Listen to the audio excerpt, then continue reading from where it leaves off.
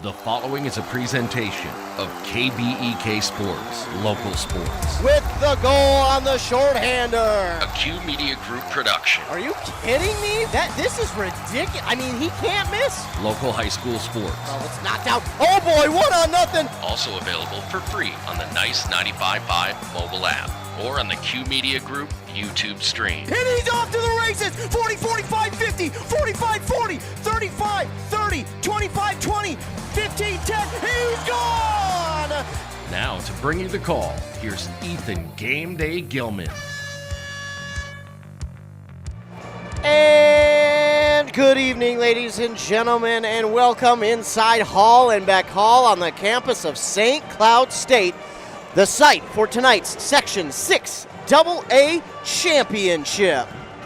Good evening, ladies and gentlemen. As the intro said, I am Ethan Game Day Gilman. Thanks so much for tuning in here tonight. I am also joined by the one, the only Chris Gable. Chris, thanks so much for joining me tonight. Hey, good evening. I'm excited to be here. The atmosphere is going to be incredible. We just had the band playing and watching Milaca here tonight against Sauk Center, who's no stranger to this scene here, and this is just going to be an exciting night of basketball. It is very much so. As we get ready for this one, we are in the Here's the Pitch pregame show brought to you by Here's the Pitch in North Branch. They are the area's premier indoor training facility. They've got fast pitch, slow pitch, and baseball batting cages. You can tune up your swing at Here's the Pitch in North Branch. But I tell you what we're going to do before we get too far into the pregame. We're going to go ahead and hear a word from our fine sponsors, because without them, we would not be able to come out here and bring you this game. We also won't be able to bring you this game for free. So a huge shout out to all of our fine sponsors for sponsoring this and every other broadcast. We're going to get a word from our fine sponsors here on KBEK. Then we'll be back with more on the Here's the Pitch pregame show on KBEK. The Classic Edge HDX from Center Boiler is the outdoor wood furnace for you. This furnace can heat anything: your house, shop, greenhouse, even a pool, all with one Classic Edge HDX. The Firestar combustion control takes all the worry and guesswork out of wood heating. It automatically controls combustion for highest efficiency with any kind of firewood, and you can remotely monitor the furnace from anywhere.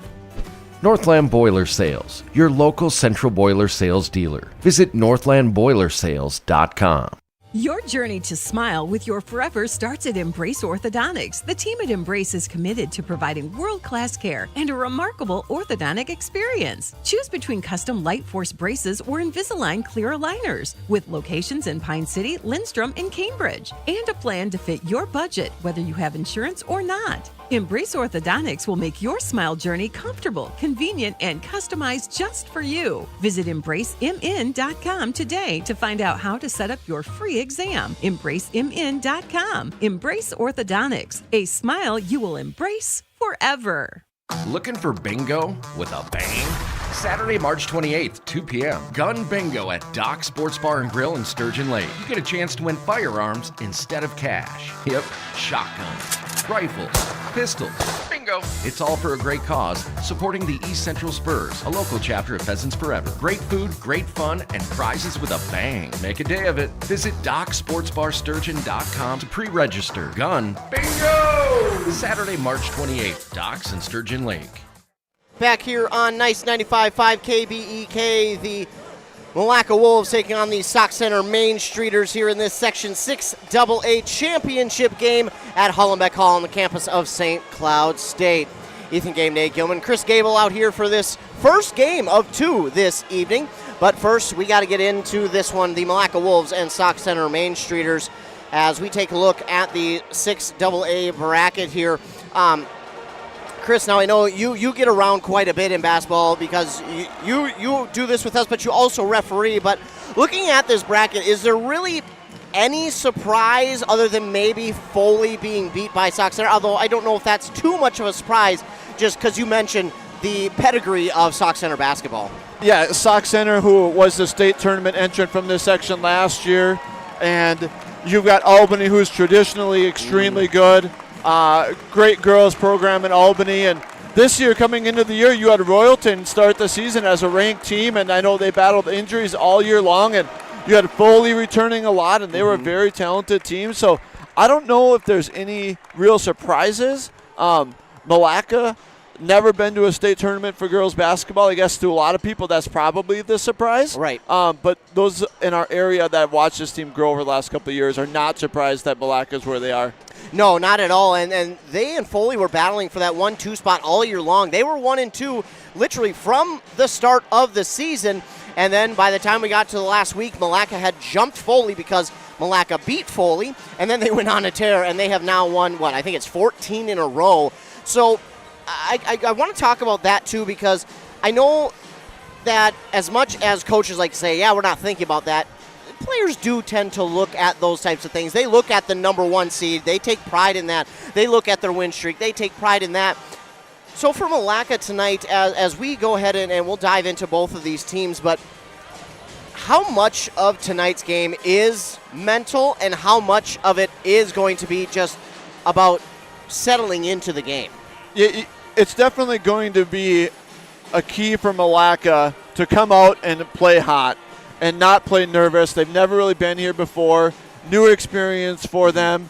And so I think a lot of this game for Milaca is really going to come down to the first 5, 6, 7 minutes and how they handle the nerves of being in a section final here at Hellenbeck Hall.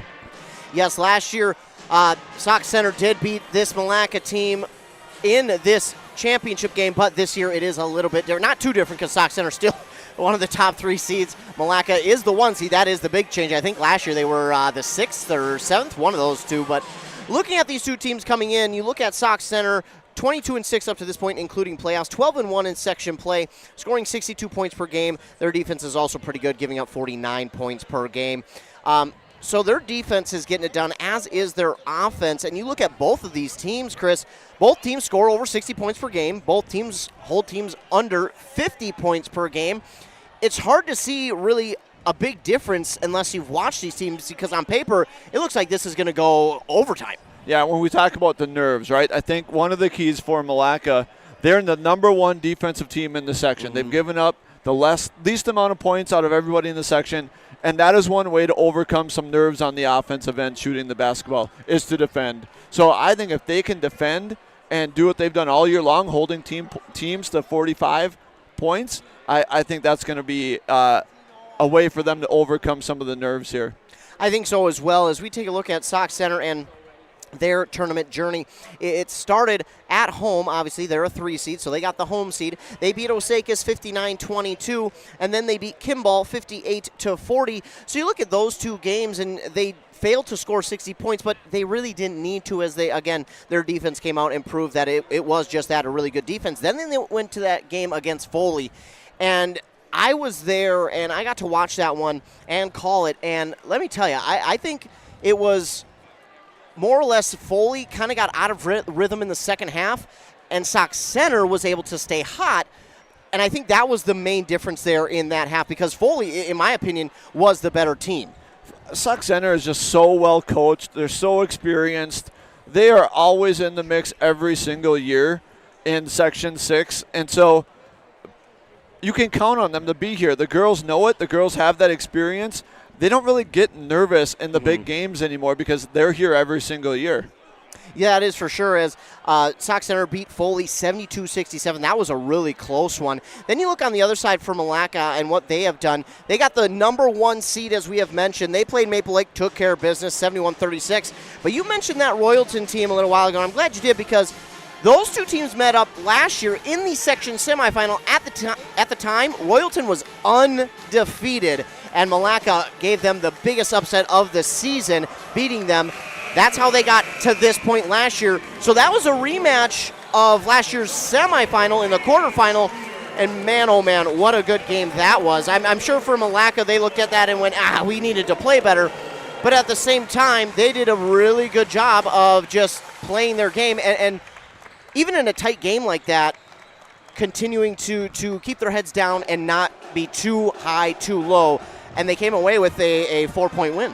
Yeah, and again, that game could be really key, and the things that they learned from that game and how to win a close game could also be key in tonight for Milaca. They won 51-47 over Royalton before getting to the section semifinals against Pine City. This one was tough to call, I got to tell you. Being a Pine City alum myself, it was tough not to be too upset. But Pine City had a good run, but they just ran into a good Milaca team. And I thought in that game, if you look at that game earlier in the year, Pine City, in my opinion, should have won that game over Milaca. They lost by 13, but let me tell you, that game I thought coming into the semifinal was going to be the game of the year. I think what happened in that game, when I look at it, is I think Pine City got a little bit too rushed. They got too far out in front of themselves. Milaca does a great job, though. We know that. That is what they do. They put the pressure on. They're going to force you to get around them. They're not just going to be able to move up the court. No, you got to get around them, and I think that's what forced Pine City to start rushing things, and then when they got ahead of themselves, there was really no settling back into the game, which is unfortunate because Pine City was a really good team this year. Yeah, and that's what good defensive teams are going to do, right? They're going to make the offense speed up. They're going to make their opponent speed up. They're going to make their opponent make decisions that they don't want to make, which is going to lead to turnovers. And Milaca's been able to do that all year long. Like we talked about, they're on a 15-game winning streak. They've been able to do that all year long to anybody that they've been playing. Yeah, they really have. And you mentioned the turnovers. That was one of the bigger points in that game, specifically in the second half. And then also rebounding was also an issue. Pine City, a very good rebounding team. We know the post players in Klepper and Unverzat. But man, oh man, Milaca just went out there and said, you're not going to get a chance to get a rebound. Great boxing out. And that is also going to be a factor here tonight, Chris, because Sauk Center has the height advantage this evening. Yeah, their big post player, Harikoff. Key in the block, right? Good rebounder, good post player. If Milaca can get her in foul trouble, that probably would go a long way to help Milaca's cause tonight. It certainly would as we go and try and pull up the stats for the year, because I want to see exactly how many blocks Harikoff has for the season, because, man, she has done such a great job in that game against Foley. And one of the things that you noticed with Foley in that game was, okay, they were able to get her into foul trouble in the first half, so she had to sit for the last few minutes, and that's when it seemed like Foley started to get on a little bit of a run. So I do like that. As we look, Harikoff is scoring. Well, that ain't quite right. They've only got 3 games played on the stats here, so not quite right, but so we may not be able to see the full stats, but she is going to be a problem here tonight for Milaca. But look at this game last year. Harikoff was one of those players. They had one of the other seniors who was about her height, if not taller, and that was kind of the difference last year, was Milaca just simply couldn't play where the 2 big post players were. But how much has everything they learned from last year, everything they've accomplished this year, going to play into tonight's game to try and get around Harikoff and not allow her to be a big factor tonight? Yeah, well, I think Harikoff is going to really use her experience to avoid foul trouble. She knows the team needs her on the court, and so I think I would love to see Milaca attack her early to see if she is going to be aggressive on the defensive end, or if she knows she needs to stay out of foul trouble, and make her make some decisions as a defender on what she wants to do. I agree. But as we look at this Sauk Center basketball team, I also look to Jenna Riley. Jenna Riley she looks like a post player, but let me tell you here, Chris, again, watching her against Foley, that's the only game I've got to see of Sauk Center, but she was not just in the pregame warmups, in the game itself, she was able to hit from outside and get that ball down underneath and be aggressive and physical underneath. Again, I think after, or maybe not even after, Harikoff is a senior, so after Harikoff graduates, it might be Jenna Riley who's going to be that post player for them. But let me tell you, she has done such a good job from being able to expand her game and shoot from outside. So now you got another bigger player that's going to be a factor, not just outside, but also inside. So there's many layers to this Sauk Center team. And when you've got a team like that, it's hard to do, but that's just kind of what we've grown to know with Sauk Center, Albany, all those types of teams. Yeah, the tradition is just there, right? Like, they can let their kids play JV because they have numbers. Mm-hmm. The varsity is so talented, and their kids can grow and develop and play JV and get a little experience on the varsity. And then when it's their time to come up to the varsity level, they're all ready to go. And they know what it takes to win games. They know how to prepare. They know how to become the varsity star that they need to be. Yeah, it is. It's impressive to see those teams out there.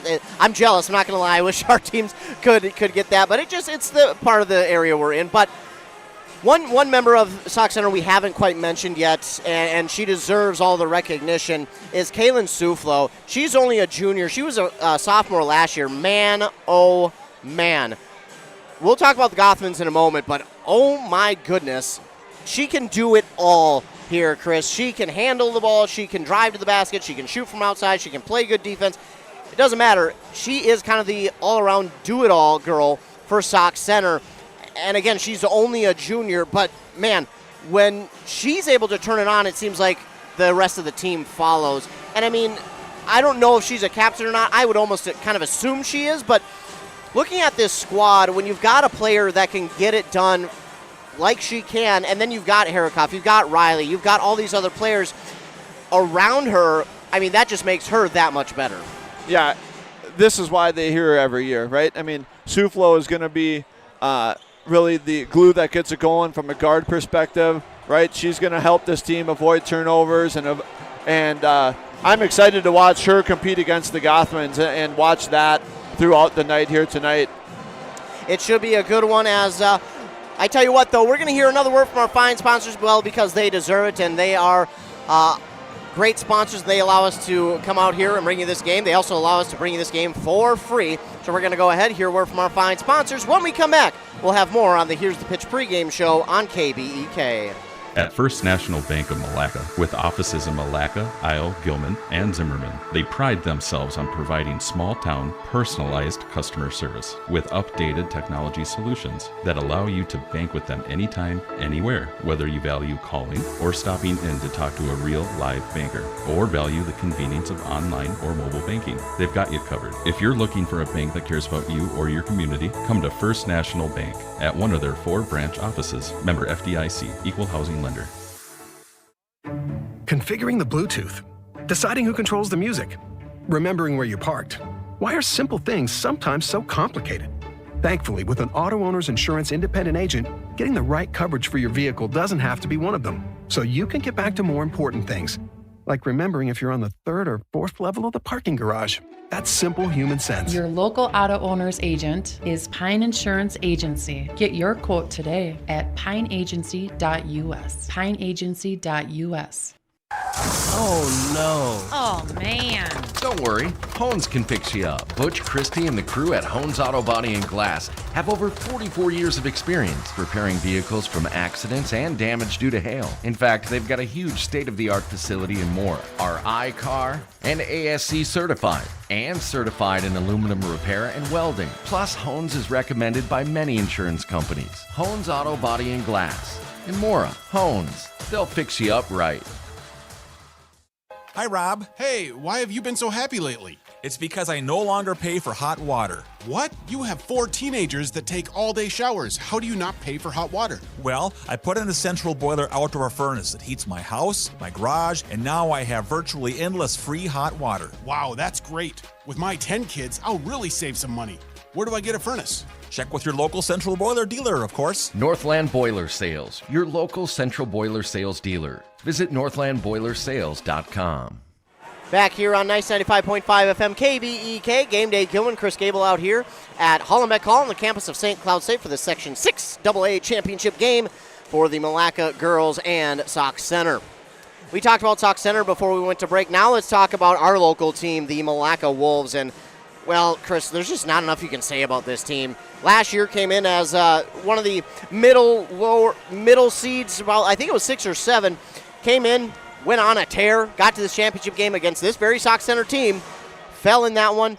But this year, it's as much as it is a different team, it's also the same team, but they're just that much more talented, which is crazy to think about. Yeah, props to the Milaca coaches for using that experience last year to help motivate that team this year to get back, fight through the adversity from losing last year to the Sauk Center team. And to have the season they did, come back here and have a great shot to win tonight to advance to the state tournament is pretty awesome for the girls and also the whole school. And, I mean, we've got dueling bands here tonight. We've got Milaca, we've got Sauk Center band, we've got the student sections. It's just a great atmosphere. But taking a look at this Milaca squad, now they do have, 5 seniors, and they all play a little bit. But the one that you look at for sure that jumps off the page is Madison Goffman. Madison Goffman has been doing it for a while now. Her and her sister have obviously great chemistry, but they individually do things so well. It's just so impressive to watch this team. But if we want to take a look at the seniors, we start with Madison Goffman, one of the senior leaders, and what she has been able to do. I mean, again, we talk about do-it-all players. She is absolutely the definition of a do-it-all player. And whether she's having a good game, a not-so-good game, it doesn't matter. She is going to have an effect on the game at hand. And, I mean, just how, I mean, I can't really fathom being able to be a do-it-all player, but for her, she has seemingly perfected it. Yeah, I'm excited to see her play tonight. I'm excited to see her bring up her teammates tonight to help calm them down, help calm nerves, because as the leader of the team and as kind of the star player, that's going to be her role. Yeah, and you look at some of the other seniors, you got Bachhoven, who's going to check into the game, Bolt, as well as Martindale, and Sluice. They'll all play a little bit tonight. We'll see. And that's the thing with Milaca that has been kind of hard to navigate is how early will they go to their bench, if at all. We've seen in that game against Royalton, they only went to their bench in the first half because Tesh picked up 3 fouls, and they brought in Bachhoven for the last, I think, minute of that first half. So they really don't go to their bench too often, and they don't go super deep. In the playoffs, I think they've only gone 7 deep here, Chris. So looking at that, what are the good and the bad of only going 7 deep, but also maybe not going to the bench as often? When it comes to the bench, really the key is the girls have to just know their roles. And really that's what the best teams do is they've got teams, they've got kids, they've got benches that they don't really care who scores. Everybody has a role. And when everybody plays their role, good things are going to happen. And I think Milaca might only be 7 deep, but the girls all know their role. They know when they go in what they're supposed to do. And really from Milaca, a lot of that is on the defensive side. It really is. Obviously, the number 1 defense in the section. Their offense was about middle of the pack throughout the regular season and then into the playoffs. But we talk about Madison Goffman, but you can't talk about her without talking about Annabelle Goffman. Annabelle Goffman last year was only a freshman, and she was doing everything she is now last year, and she's only gotten better. And, Chris, that's kind of scary to think about the fact that she's got 2 more years left to continue to get better. Yeah, we talked about this a lot already, right? It's about experience, and the experience she gained as a freshman is invaluable for a game like today. When you coming in as the favorite against a team like Sauk Center that was there as early as or as soon as last year, and that experience is so key in a game like this. It is going to be key, and we take a look at some of the other players. Kylie Johnson, she's kind of their three-point specialist. She really gets it done from outside really well. There was a moment in the season, though, where it felt like there was a little bit of maybe, and I don't want to say identity crisis, but maybe just a little bit of kind of a question as to who we are and how are we going to be able to get it done. There was a time where some of these younger athletes just, I think, started to maybe have a little doubt creep in their minds, and then they started to question, should I shoot it? And then they started not to shoot. And we've seen that against Foley. And then we've seen that a little bit against Pine City. But ever since then, this last half of the season, holy cow, have they really turned a page. And it has really made them a complete team again. And when it comes to things like that, yes, you've got the Gothmans, but when you've only got those 2 playing, I mean, it's fairly easy to kind of shut them down, right? Yeah, and you talked about their schedule, and they're on a 15-game win streak. And, yeah, the first time they played Foley, it was a struggle, right? Even the first time these 2 teams met, all the way back, I believe it was November 21st, and Sauk Center was able to pull out a 5-point win. Yeah. But you look at their last loss came on January 15th to a very good Little Falls team. And since then, they've beaten Little Falls again. They beat Pequot Lakes, who's a 20-win team. They beat Foley, who's a 20-win team. They beat Royalton, who's a 17-win team. And they beat Pine City to get here, who's also a 17-point win. So they've defeated some really good teams along the way to get here. And the confidence is high for the Milaca Wolves. Well, speaking of that Pequot team, they beat the Crosby Ironton team that everyone was expecting to go to state. So that Pequot team, Now that win looks 10 times as good as it did in that moment. It was still good in the moment, but now it looks even better. And we've had the privilege of watching Tori Airline come to some of our gyms locally as she's now in the Great River Conference. So it's been special to watch her and to know that Pequot beat that that squad from Crosby. It's a pretty incredible win for Milaca to beat them in this 15-game win streak. It is. It's pretty special. As Kylie Johnson, I mentioned, she's kind of their outside specialist, but Tegan Taylor is as well. Those two players can really get it done from outside, but then they'll kind of sneak in some really good defense in there. And I hate using the word sneak in, but when the Gothmans are kind of taking over defensively, you really can let them go out and do what they need to do. But you've got Taylor and Johnson who can also get it done defensively. And again, it might sneak up on you because you know it's going to be the Gothmans pressuring you. They're going to force you into a trap. They're going to double team. They're going to be swiping at the ball. But then all of a sudden, here comes Johnson and here comes Taylor, and you're like, wait a minute, now where did you come from? And then you've got Azalea Tesh, only a freshman. She's that post player for them.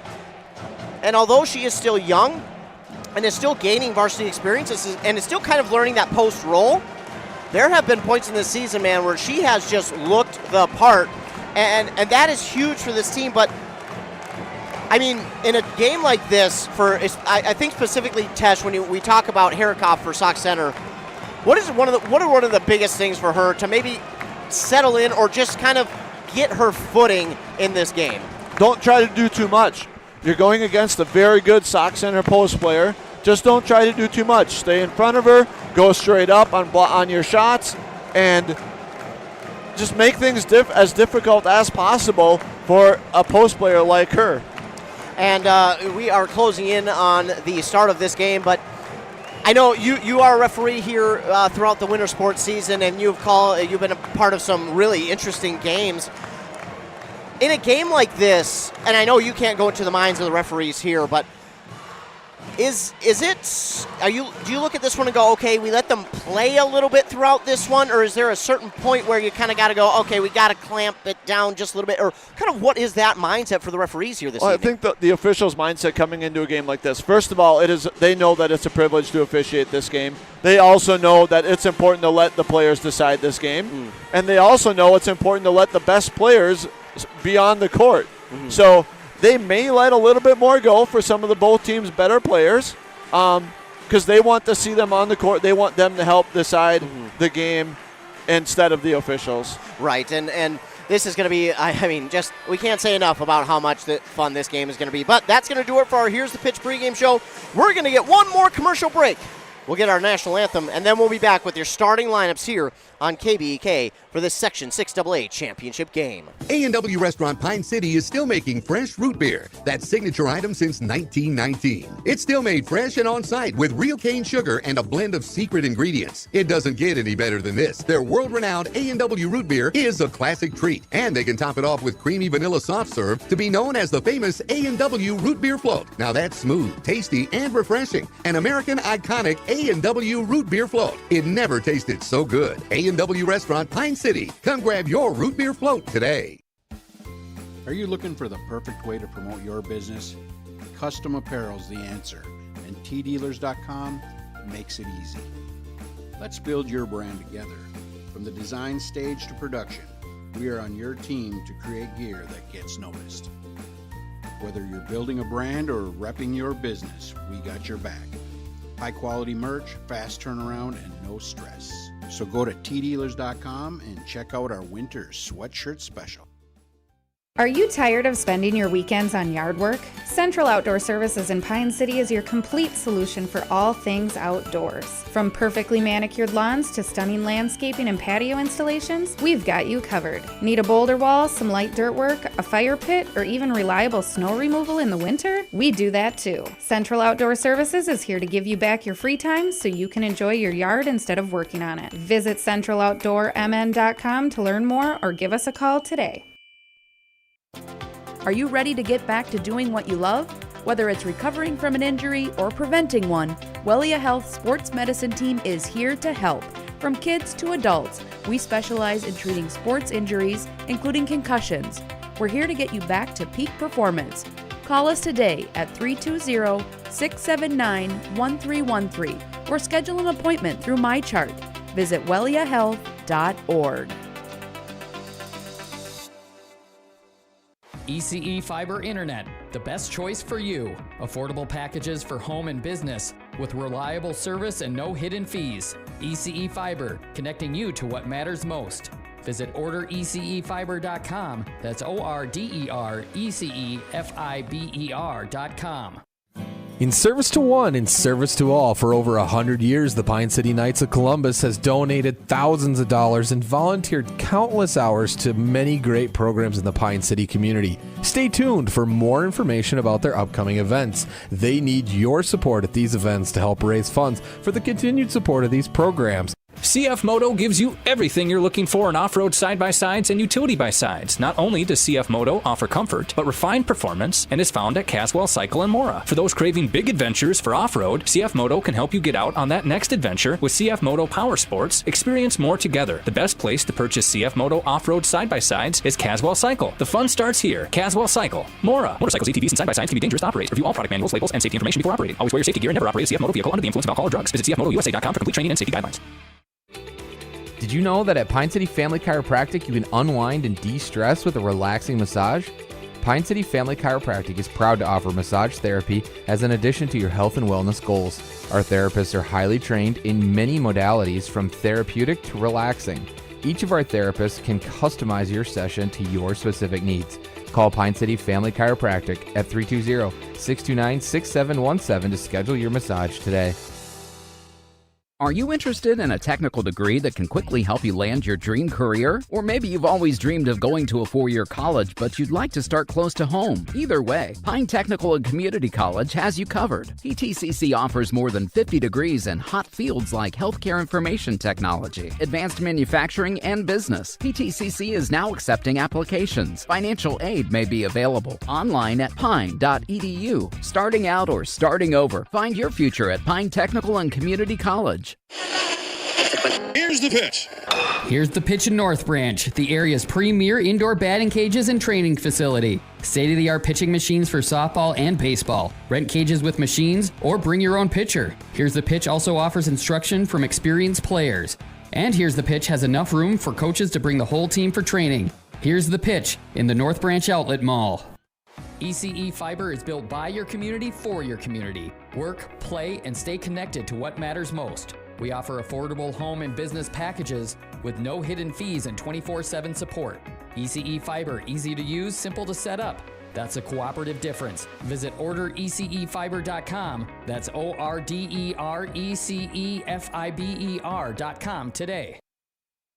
Back here on KBEK as we get your starting lineups here for these two teams. And we will start with the Main Streeters from Sauk Center. And starting for them, it will be number 11, Kaylin Suflo. Then number 13, Peyton Borgman. Number 25, Paige Dieterman. Number 35, Elizabeth Harikoff. And then it will be, if I can figure out how to write, there we go. And then it will be number 53, Jenna Riley. On the other side for your Milaca Wolves, it's going to be number 2, Kylie Johnson. Then number 5, Tegan Taylor. Then number 10, we know her name well, Annabelle Gothman. And then it will be her sister, number 22, Madison Gothman. And then rounding out their starting 5, it will be number 33, the freshman, Azalea Tash. The Sauk Center Main Streeters, head coach by Mason Thiessen. The Wolves by Todd Haas. And we are ready for tip-off here in this girls Section 6AA championship game. Chris, man, it's pretty full here. I'm excited. Yeah, lower bowl is full. We got the Main Streeters student section wearing red, white, and blue. We got the Milaca Wolves in black, their student section, and they have a huge band, so when the band is done, they move over. The Milaca Wolves definitely have the bigger student section. Yeah, they certainly do, and I can't wait to hear them here this evening. That should certainly play a factor, at least you'd hope it would, but for the Wolves, you mentioned it, just get out to a hot start. And you mentioned the first 7 or so minutes are going to be key here for them, as it looks like Sauk Center is they're just expecting to win this with Harikoff at center court with Tesh, so we'll see. Well, they do. So it will be the Main Streeters with the ball. It's going to be Dieterman on this near side to Suflo. Suflo back to Dieterman. Dieterman will now look at the top of the key, give on this near side to Suflo. Now Riley from a little distance, and that one's going to be knocked out of bounds by Harikoff, so it will go back to Milaca. Now, we just seen Harikoff get her hand in there, out of position on the rebound, but she knocked it out of bounds, so good news there for Milaca. But one of the things we didn't mention here, Chris, is that three-point line on this court, kind of hard to see. It's hard to see, and the background here takes shooters a little time to get adjusted to that. It's a little bit no wall behind the backboard like most of our local gyms have, so those little things play factors in games like this. Yeah, and you mentioned it. Who can settle in first will be a big factor. Madison Goffman now has it. She gives now. It is Taylor. We're going to get a foul here on Kylie Johnson. Is that a moving screen? And now the Streeters will inbound. So now what you want to see if you're Milaca to get a foul on your first offensive possession. Yeah. Although you did hold Sauk Center off the last time, it's just less than ideal. Meanwhile, there's Madison Goffman already making an impact. She is going to get it poked out. Kylie Johnson will get the steal, and here comes Madison Goffman. So Goffman looking at Suflo. She gives a head fake, and that one's poked out, and now going to be stolen away by Riley. You do not see that often that either of the Goffmans get a ball poked out of their possession. That is a rarity here, Chris. So early on, I got to imagine that's a little bit of nerves. Yep. Again, the good teams are going to make you play fast, and Milaca just needs to slow down, take your time, run an offense, and get a good look. Meanwhile, here's Tesh on this near side corner. She looked from three. That's going to be poked out from her. Madison Goffman's going to pick it up at the top of the key. Looks for a screen. There is nothing there. She gets around two defenders anyway. She kicks now to Taylor. Taylor for three. Oh, just off the mark. Pretty stiff rim, and that'll be rebounded by Harikoff. No surprise on that one. Here comes Suflo. She gives off to Dieterman. Dieterman back to Riley on the far side. Dieterman for three, and that's going to be no good. Again, pretty stiff rim. Goffman, though, that's Annabelle with the rebound. She kicks quickly up to Madison. Madison on the far side. She'll pull it down. Suflo getting a hand in there. Now is Annabelle. Oh, no. She's out of bounds. They're going to say Madison stepped out. Madison does not quite agree over there, and what she just may not have seen was either a toe or a heel got out, and that is just so unfortunate. So no score yet here in this one. Chris, are you at all surprised by the no score? I'm not. I mean, both of these teams come in with a little nerves here to start this one, and it's a section final. Well, that just ended with Suflo's three, and I got to ask, does that hurt more than just, I mean, I know it's a bigger score, but does that hurt Milaca more than just a normal two, and does it give Sauk Center that much more momentum? Well, you got Suflo as one of their better players, so you're getting her going right away. There we go. So Azalea Tesh comes in, bumps bodies with Harikoff, and just says, here's a hook shot for you, and she drains it. Although they gave her a, okay, it is a two. I thought I was seeing wrong, but I looked at the wrong scoreboard is what I looked at. Meanwhile, here's Suflo again. They're going to give it underneath to Riley. Riley on the far side. They got Borgman. That's going to be off the mark, and that should be Milaca ball. Yep. So it was knocked out of bounds there by Dieterman as she tried to get that rebound. Not successful, and Milaca will get it back. And now they will try and inbound. They find Goffman, Annabelle Goffman. You know what's interesting? It's usually Annabelle and Madison, but they switched it up. Taylor's going to do the inbounding to Annabelle. They're going to allow Madison to get forward, so a little bit of a change there if you're a Milaca fan. And now we got another foul here. Another illegal screen by Milaca. That one's going to be on Azalea Tesh, her first personal. So a couple of interesting start here for the Wolves with 4 turnovers now and 2 offensive fouls. Now and you mentioned it, that's 2. How do you make sure you don't get an illegal screen next time around? Well, if I'm Milaca, I'm telling the refs, make sure you're calling that on that end too. You got us twice in the first 3.5 minutes of the game. And we don't want to make it about the officials and start complaining all game, but that's important. Meanwhile, here's a pass to Couldn't quite see, but it was Borgman, excuse me. It goes over her head out of bounds, so Milaca gets it back. Here's now Annabelle Gothman into the offensive zone. Tegan Taylor, she has it. Now she drilled some from the college range three over at St. Ben's in multiple games, so we'll see if she's able to do so here tonight. Meanwhile, Tesh driving. Again, no surprise that Harikoff is in there with a block. Yeah, Harikoff really, really going to control the middle there for the Main Streeters. Very, very tall, long arms. She's going to block a lot of shots tonight. She is 6'2" in all of it. Meanwhile, here's a shot that is missed. It should be knocked out of bounds. It will say off of Milaca. So it's going to go back to Sauk Center. That pull-up jumper there by Annabelle, a good look, but I thought maybe they could have tried to find something better. Am I seeing wrong there? I'm just like, we've had 3 or 4 rebounds come off tonight, and the girls have just knocked them out of bounds. Nobody's grabbing the rebounds. A good steal there. And Madison Gothman, you heard it. She got the steal, and she'll take it all the way for 2.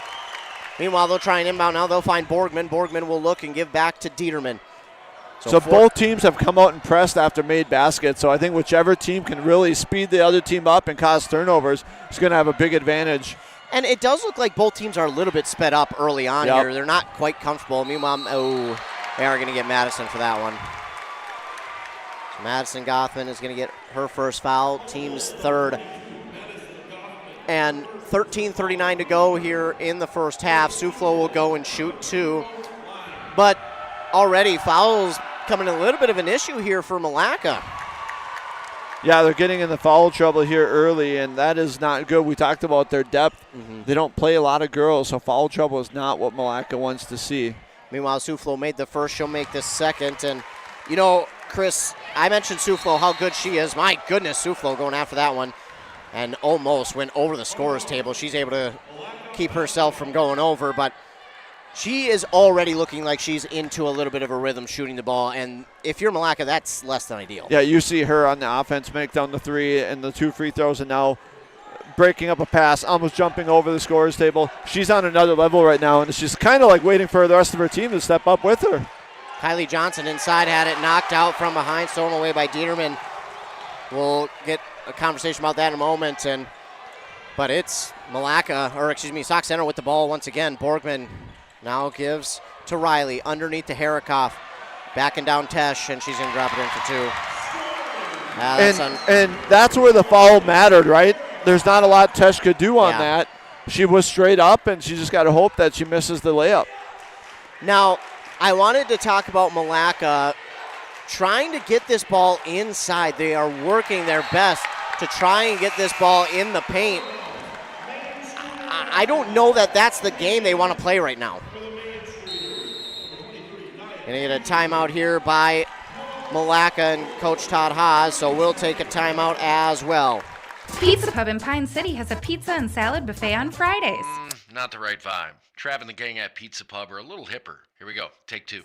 Start off your weekend right with the Friday Pizza Buffet at Pizza Pub. From 11 to 1, pile your plate high with all-you-can-eat pizza for just $12, or upgrade to pizza and salad buffet for only $16. And they're now open Friday and Saturday 11 to 11 and Sunday 11 to 9. Pizza Pub, serving fresh pizza every day of the week. Come stop in. Pizza Pub of Pine City. Well, before the break, Chris, I mentioned, I don't know if Milaca wants to get into that game right now, trying to work that ball in the paint. What do you see on that? Well, first, I love that timeout right there by the Milaca coach. Great use of the timeout. You can tell your team's a little bit riled. You've got 3 fouls. You've got 5 turnovers. But at the end of the day, you look at the scoreboard, like, girls, it's 7-4. Yeah. In the section final, we're doing fine. We're doing fine to get a nice stop here, and now Madison Gothman's on the run for the Wolves. Yeah, she gets that rebound as Suflo missed the runner. Now she'll go inside to Tesh. They're going to continue to try and push that ball inside. But, oh, what a nice-looking 2 from Azalea Tesh. They're saying, hey, she might not be as tall as Harikoff, but she's still going to shoot the ball well. Yeah, I love that. It makes, when you can knock down a little free throw line jumper, it opens up everything else for everybody around you.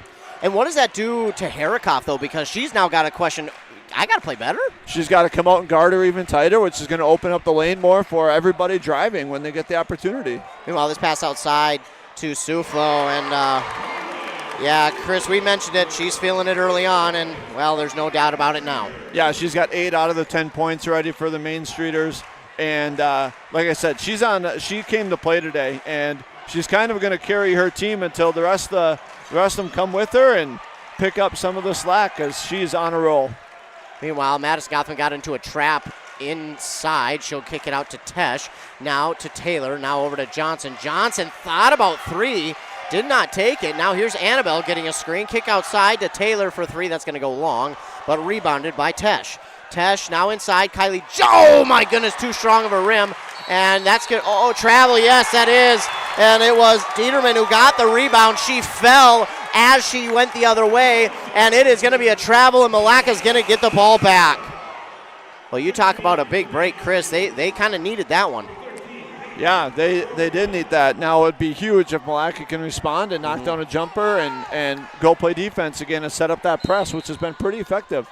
Taylor will look to inbound, trying to go to Tesh, and this was a struggle just to get it into her, but she does find a way. Now Madison Gotham gives to Annabelle. Annabelle gives back to Tesh. Tesh looking. She'll drift to the far side now, trying to hand it off there to Madison Gotham. We're going to get a jump ball. Yeah. So the shot clock is going to stay at 10 here now for the Wolves, as they're going to look to get a shot pretty quickly in the shot clock. Yeah, that's less than ideal if you're Milaca again, because you don't want to get a jump ball there, especially with possession arrow. You'd like to hold on to that. Meanwhile, here's Annabelle Gotham. They're not aware of the clock. No, she hasn't shot much either. Madison will just put it up. That's going to be a shot clock violation. Yeah. Wait. Yeah, shot clock violation. It'll be another turnover. That's 6 turnovers by Michael already for Milaca. And they're still in the, I mean, we're 7 minutes into the game and it's 10-6, so there's. Meanwhile, here's Herikoff getting the feed underneath. She drops it in for 2. We talked about the turnovers already. That's strange because we're used to seeing Milaca create the turnovers. Usually it's Milaca with the 6-to-1 turnover ratio, not the other way around. So a little strange to see that here from Milaca. And right now they're just not comfortable in this game. They're not. You can just see here they're holding the ball, kind of waiting for a teammate to move. They look nervous, and another turnover for the Wolves on that drive. And by Taylor. Annabelle Gothman just says, give it back. Ripped away from Thea Schaefer. Great play there by Annabelle. And that's what we're used to seeing. That, and I think Milaca needs to be I know they've already got 3 fouls, but they might need to get back to that aggressive type of defense right now to get their team going. Oh, nice move by Madison Gotham. Inside, just too strong. Oh, man. It's going to be rebounded by Herikoff. Suflo will bring it up the court, give to Borgman. Borgman on the far side, get back to Suflo. Suflo will look underneath, go to Riley. Now the far side, Borgman. Borgman, going to try and drive baseline. She has to kick it out now to Suflo. Suflo going to drive inside. She puts it one up, and she got it to fall. Oh, boy.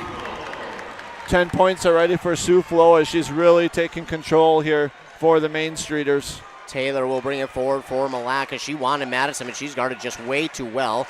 So Taylor trying to find somewhere to go with it. Gives it to Annabelle. We haven't seen her shoot at all this evening. Well, speak of the devil, and she makes it for a long 2. So there you go. And we're going to have a foul right there. It's going to be her. I caught the back half of that. What happened there, Chris? She was kind of just pushing. The offensive players working to get open against the press, and kind of just shoved her out of bounds, 2-hand shoved, and really didn't allow the inbounder to throw it to her teammate because she was being shoved out of bounds. Well, that's not a foul you want to see Madison get, especially as one of the seniors on this squad. So unfortunate there that she picks up that one. Meanwhile, here's Sauk Center with it offensively, 14-8. Suflo at the top of the key. She'll now look. She'll drive, give on the far side to Dieterman. Dieterman looking to go back outside to Suflo. There's just nothing there. Going to try and work it in to Herikoff. Now she finds Suflo as she fell to the floor. Now to Dieterman again. Dieterman will try and drive. She kicks outside, and this is 51. That's Kaya Nelson. Suflo. And that's going to be off the mark, and not able to rebound it is Dieterman. So Kaya Nelson, the give outside to Suflo, and then Suflo with another 3 opportunity, but this one's off the mark. And if you're Milaca, you're kind of thinking you're lucky stars. Yeah, we talked about pregame how Milaca's going to need to rely on their defense, right? They're going to be nerves to start the game on the offensive end, and they have relied on their defense, and that's why we're over halfway through this half, and the Streeters only have 14 points. I mean, it's been a defensive game, which we kind of expected, but man, oh man, it is not gone the way of the Wolves so far. Meanwhile, here is a shot underneath. It is going to be rebounded again by Harikoff. And we mentioned it. She's going to be a problem, and you don't want that if you're Milaca, but she's just been taller. Pretty simple. She gets that rebound. She's going to miss that one. Will Harikoff, and it's rebounded by Annabelle Gothman. So,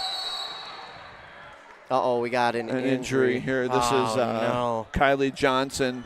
Looks like she may have twisted an ankle there. She was on the ground, and we have an official's timeout as Kylie slowly walks to the Milaca bench here, and Milaca is going to inbound in the backcourt with 31 to go on the shot clock. Wow, that is so unfortunate. We hope and pray that she is all right. We want her to get back into this game. I mean, it's a section championship. You'd never, ever, just in general, want to see anybody get injured, but, man, especially in a game like this.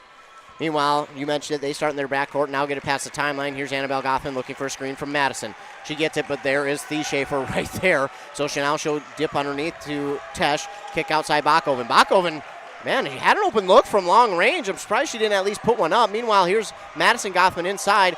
Well, yeah, that's a Harikoff effect. So that shot went up and way over. And it went over the back of the backboard, and she had to do that because of Harikoff. Yeah, their offensive set's just not getting anything. So so Madison just kind of trying to force a basket there that wasn't there and bounced over the backboard. Out of bounds. Streeters with the ball here. Thieshafer gives to Harikoff. Harikoff, on that baseline, almost touched that toe out of bounds, but she was able to stay in. Now here's Borgman. She'll kick to Thieshafer. Thieshafer top the key, now to Borgman. Borgman on the far side. Dieterman, she's left all alone. But luckily, that one's going to miss, and Annabelle pulls it in. She's done a really good job with the rebounds. Her and her sister kind of trade games as to who's going to lead the team in rebounds. Here's a long two from Annabelle. Chris, I think that's what they need to start doing is just play the long two game because that seems to be the most effective at this point. Yeah. Going inside against Harikoff is not a good idea. And so shoot the ball when you're open. That's what I'd tell the girls right now. Here's Kaya Nelson. Oh, my goodness. A friendly of friendly bounces right there. And she got that one to fall in. We may not see a friendlier bounce tonight, Chris. Right. That was a lot of rim on that shot. Meanwhile, here's Madison Gothman. She gives the test, trying to hand it inside. Now, I know what they're trying to do with these drives inside. They're trying to draw the fouls on Harikoff. I just think at this point, you need to get your team settled in first. Yep. And that was definitely a foul on Harikoff. And if I'm the Sauk center coach, I'm saying she's short, way shorter than you. Just go straight up on that. And we've seen it tonight. They're not going to be able to make shots over you. And that time she had one hand down and one hand up and got a little arm, and they got called for a foul. Meanwhile, Madison Gothman, tell you what, Chris, she was not distracted by the student section for Sauk Center over there. I was. Yeah. And again, you're seeing that leadership from her come through here from last year and using what she learned last year to help her calm down the situation here. And that one's good. Well, good-looking free throws there by her, and that will certainly help. 16-12. But now I think another big thing for this game, though, is Sauk Center now has their first foul. Yeah, that is their first foul. We're almost 12 minutes in. That's the first foul on the Main Streeters. The Wolves only have 4. There's 3 of them came pretty early in the first half here. They'll go inside to Harikoff, and, she's just going to back down the defender and lay it in for 2. I know there's not much, and I know there are things you can do about that, but what can Milaca do right now to try and at least slow her down when she's inside like that? Yeah, you can't leave Tesh on an island. The guard's got to come down and help dig on that. Another one that I'm not a fan of that time because that was an easy block for Harikoff. Now she'll drive the whole way. Oh, and man, if Taylor just maybe didn't have her hand on it, that would have been Milaca ball, but she tried to get it back and she just didn't have the reach there. I'm okay with it, though, because, she's trying to get it back. And good defense on Tesh to stop the drive from Harikoff. Meanwhile, here's Dieterman trying to get around the defender, and, she had too many steps, so she had to put that one up way before she wanted to. Meanwhile, rebounded by Tesh. Here comes Annabelle Gothman. Annabelle, she's been pretty good. Her shots have been falling pretty well here, Chris, so I'm surprised they haven't tried to get her open a little bit more. Meanwhile, here's a rebound. Thieshafer, fast break. And Taylor Bakoven with a block, no foul. Great defense. The 2 Wolves chased her down and really forced her too far into the basket, and her layup hit the bottom of the backboard. Good defense right there by the Wolves. Let's see if they can use that momentum now. Well, they will get another foul here on Harikoff. I tell you, Chris, I'm still not a fan of the drives yet because I don't think they've quite settled in. But now that's her second foul. Yeah, that's her second foul. And again, she's just not straight up. She's coming down, trying to force a block shot that's not really there. And she picks up her second foul. Meanwhile, this shot from Tesh is going to be no good. Get a couple substitutions. And, well, good news, Chris. Kylie Johnson is back into the game, and that's what we love to see. Even if she's not 100%, she's going to be out there. Yeah, the Wolves are going to need somebody else to step up and score here. Gothmans and Tesh are the only people who've scored so far. So somebody else is going to have to step up, and Kylie Johnson can definitely shoot the ball. Jenna Riley gets the rebound after the second miss there from Tesh, so it's still 18-12 with under 5 to go on that Embrace Orthodontics scoreboard. Kickball, yep. I was going to say that if it wasn't, it should have been, or Milaca's catching the biggest break of maybe the game to this point. But, yes, that was a kickball by Madison Gothman, so... But hey, I think that's you're okay with that because you're at least affecting it a little bit. Well, maybe not. Jenna Riley with the long two. And just from the free throw line. Yeah, and I think if you're the Wolves, you're okay with that shot. Maybe you want to get a little hand in her face, a little bit closer to her, but you're okay with her shooting that jumper, I think. Oh my goodness. The insane masterclass of agility by Madison Gothman was just shown right there. What a move. Meanwhile, they're going to work this back into Harikoff, and Annabelle Gothman is there. It's no good. Tesh gets the rebound. Well, I guess that's how they're going to try and stop it. They're just going to say, hey, Annabelle, you go. Meanwhile, here's they forced that one. There was no reason that they should have given that one to Annabelle. That was forced, and it's going to be stolen away by Dieterman. Yeah, you just saw the Wolves try to gain a little momentum here, and then they turned the ball over. And that's really unfortunate, too, Chris, because this Milaca team, we didn't talk about it in the pregame, which I feel really terrible that I didn't mention it, but they're such a smart team. They're maybe one of the smartest out there. Meanwhile, yeah, again, Soufflo from 3, and that is becoming a problem now because now it's a 9-point difference. And while you're okay with Milaca hitting the twos, at some point, you're going to have to hit a few threes because, well, I know 3 is more than 2, and eventually threes are going to start to take over for Sauk Center if it's not just Soufflo. Yeah. And again, the Wolves just seem nothing really going here on the offensive end, and they shoot a very contested 3 from the corner. That was Madison Gothman. Hand in her face, very contested, shot clock winding down. That was the best they could get there. Soufflo with the rebound, and now out to Jenna Riley. They're going to underneath again to Harikoff, yeah. And we'll get another timeout here by Milaca. Yeah, they just right now have no answer, and their offense just can't quite get into rhythm.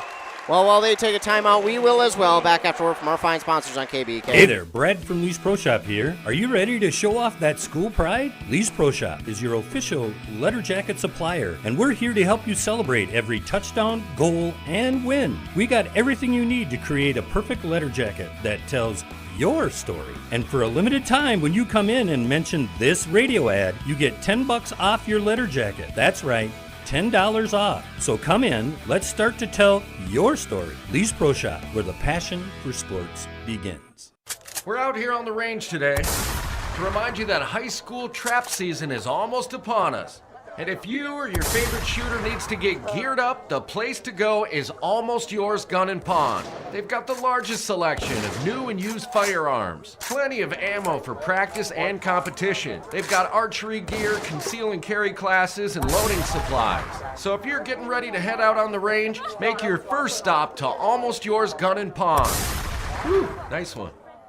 Back here on 95.5 FM KBK, 25-14, 11-point difference now for the Main Streeters. And again, it's not like this game is lopsided at all. It just really seems like the Wolves are just rushing things a little too much offensively.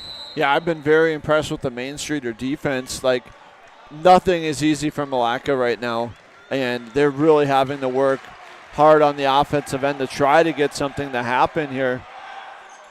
Meanwhile, here's a pass inside to Tesh. She's going to try and drive. She draws a foul. Harikoff not out there, so Chris, they've now got to take advantage. Yeah, they really do, and it really is going to start here by knocking down these free throws and trying to get into halftime with a single-digit deficit would be very key for Milaca. Tesh, first one rattles in. 25-15. Tesh now with 5 points on the game. The Wolves have really been a three-person team here with the Gothmans and Tesh in this first half. And Tesh drops them both in, so 2 big free throws there from Tesh make it a 25-16 game. Suflo still, obviously, just hot from anywhere she's shooting, but Herikoff is not out there, so they don't have that post presence. Turnover. And now we're going to get travel on Borgman. Interesting, the Wolves came out there in a 2-3 zone, and I don't necessarily love that because of the three-point shooting that Suflo has showed, but it worked. They got a travel, got a turnover, so. Hey, anything you can get for your team, you'll take it. Meanwhile, here's Madison Gothman guarded by Suflo. We talk about the Gothmans doing it all. Suflo can as well. They'll kick on the far side. Kylie Johnson, she's got a little bit of a gap there. Chrissy, I know it's just beyond high school three-point range, but, at this point, I almost would have rather have seen her take that shot with that being wide open. When they're open, because now we're getting late in the shot clock, and there's really nothing going here for the Wolves as they try to go inside the Tesh. Yeah, they forced it there, and it's going to be stolen away. Yeah, I don't love that whole possession there for Milaca. It did. You mentioned it earlier when they hit a long two with Annabelle. Just take what the defense gives you, and it seemed like they just didn't do that there. Meanwhile, here's Dieterman. She'll give now to Nelson. Nelson to Suflo, back to Dieterman. Dieterman on this near side, looks to Suflo. Suflo gets a screen, but she'll bring it to the top of the key. Going to try and drive. She gives back to Riley on the far side, now to Dieterman. Excuse me, that's Borgman. Borgman back to Suflo. Suflo got the edge. Floater, oh my goodness. We've seen that a couple times tonight where she drives in and has a little runner in the middle of the lane and bangs it off the backboard and it goes in. Suflo really, really leading this team tonight for the Main Streeters with 15 first half points already. I don't know that she's missed. She is, if she's not perfect, she's only missed one. Madison Gothman driving side, a little bit of hand there, got on it. And then Kylie Johnson gets the rebound. She can't put that one back, and it's going to be rebounded here by Riley. So a better look there, but still not what they want. Meanwhile, here's Dieterman inside. Lost it. It's going to be Tegan Taylor with the steal. And that is big because now they can try and get this back at least to 10, or if not under 10 with under a minute to go. Here's Annabelle Gothman looking. There's nothing there. She'll give to Johnson. Johnson will hand to Madison. Madison going to try and drive. She lost it, and it's going to be Dieterman with the steal. And obviously, Sauk Center going to take this clock down. Looks like about a half second between game and shot clock. Unless something opens up, they're going to try and take the last shot of the half.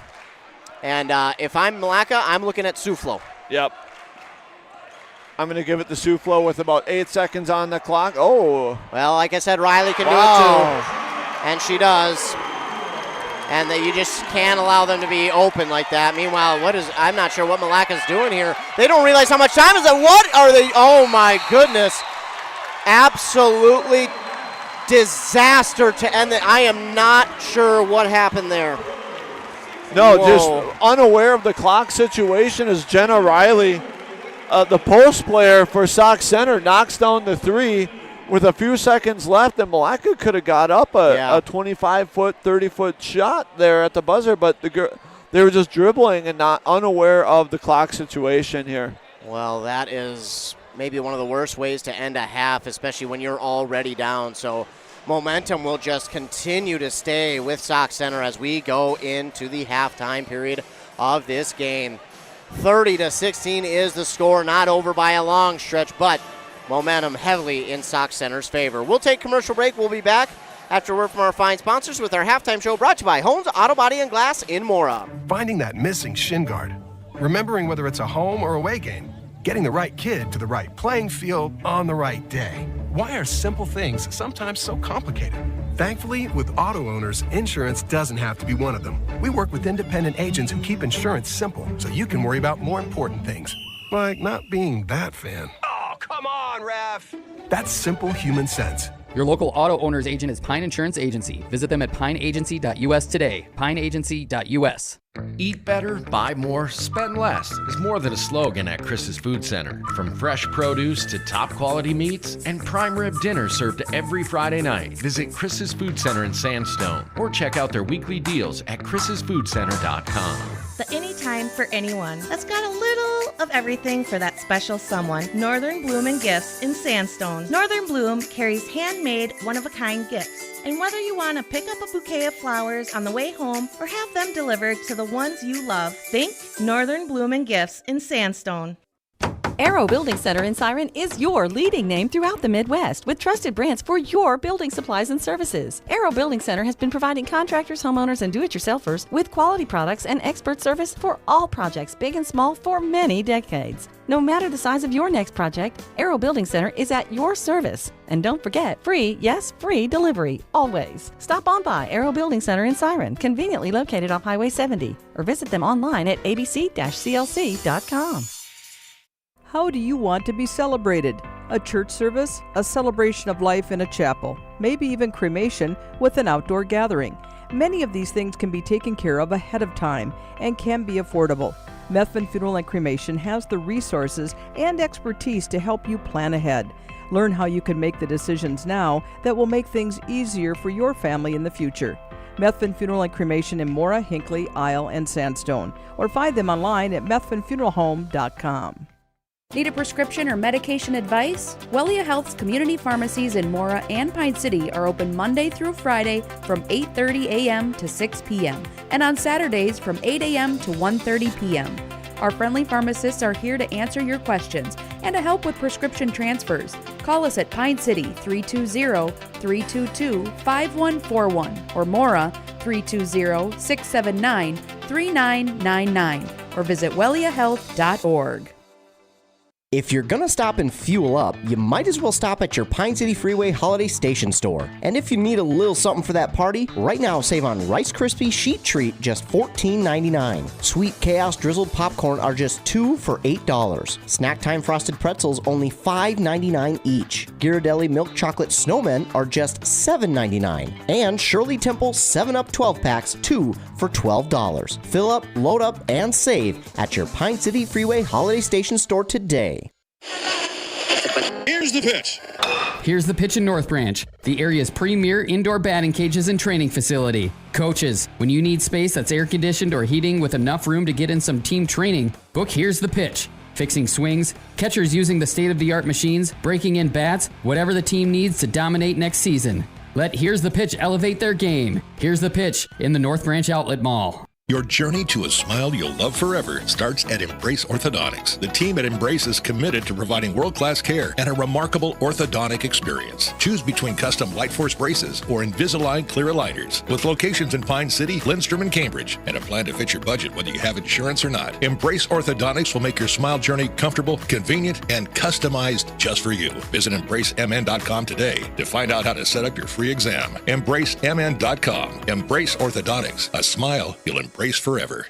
The mushroom melt is back at A&W. How does this sound? Sautéed seasoned mushrooms and onions with melted Swiss cheese on your choice of a juicy burger or grilled chicken. Then add golden French fries and a medium soft drink. It's the mushroom melt and fries combo at A&W. Now, top it off with a classic A&W root beer float featuring vanilla soft serve and made fresh root beer, all in a frosty mug. Or how about the A&W root beer freeze? Signature combos and delicious treats always at your local A&W restaurant in Pine City.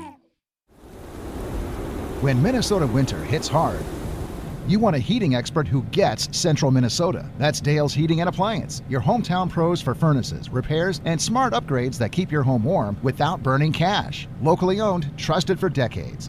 Fast, honest service from people who live where you live. Stay warm, Minnesota. Dale's Heating and Appliance, the local heating experts who've got you covered. Visit dalesheatingandappliance.com to set up your consultation today. Stay connected with ECE Fiber. Get fast, reliable internet for your work-from-home needs. No more lag during virtual meetings. Manage your account easily with the ECE Fiber mobile app. ECE Fiber. Simple, local, reliable. Visit orderecefiber.com. That's ORDERECEFIBER.com. Back here on KBK at halftime at the Hones Auto Body and Glass halftime show. Hones Auto Body and Glass in Mora has over 44 years of experience getting vehicles back out on the road. Plus, they have those state-of-the-art facilities there in Mora. Taking a look at this first half, the Wolves are down 30-16. They are led by Tesh and Gothman. That's Madison with 6. They had 4 steals, 1 block, and 4 team fouls. on the other side for Sauk Center, they are led by Suflo, no surprise. 15 points, then 8 steals, 1 block, and 3 team fouls. So you look at the fouls and you look at this game and you're like, you know what? This is actually a pretty close game. This is, really close. But then you start to look at the turnovers just beyond the steals, and that's really where this thing starts to become a little bit lopsided. Yeah, the Wolves have turned it over. I have 10 on my count, and really the Wolves have just struggled to get anything going on offense. Everything is really hard for them right now. They've attempted multiple threes, but all of them have been contested, late shot clock, and there's really been no really even good looks from outside, and they're going to really need the three-point line to be in their favor here in the second half if they want to make a comeback here.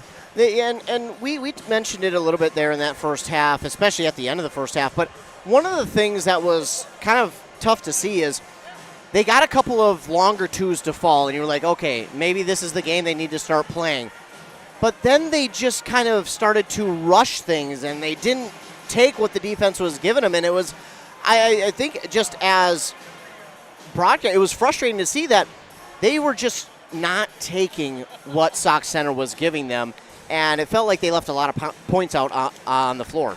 Yeah, one thing I noticed late in that half was Sauk Center is allowing Milaca to get the ball on the free throw line. They're playing way off, and they're almost daring them to drive to the hoop because it looks like it's open, and then when they do, you just see 3-4 defenders come to the Milaca ball handler, and it ends in a turnover or a wild shot or a kick out that ends up being guarded, and the Milaca girls don't want to shoot the three because we've only had 3 girls score from Milaca.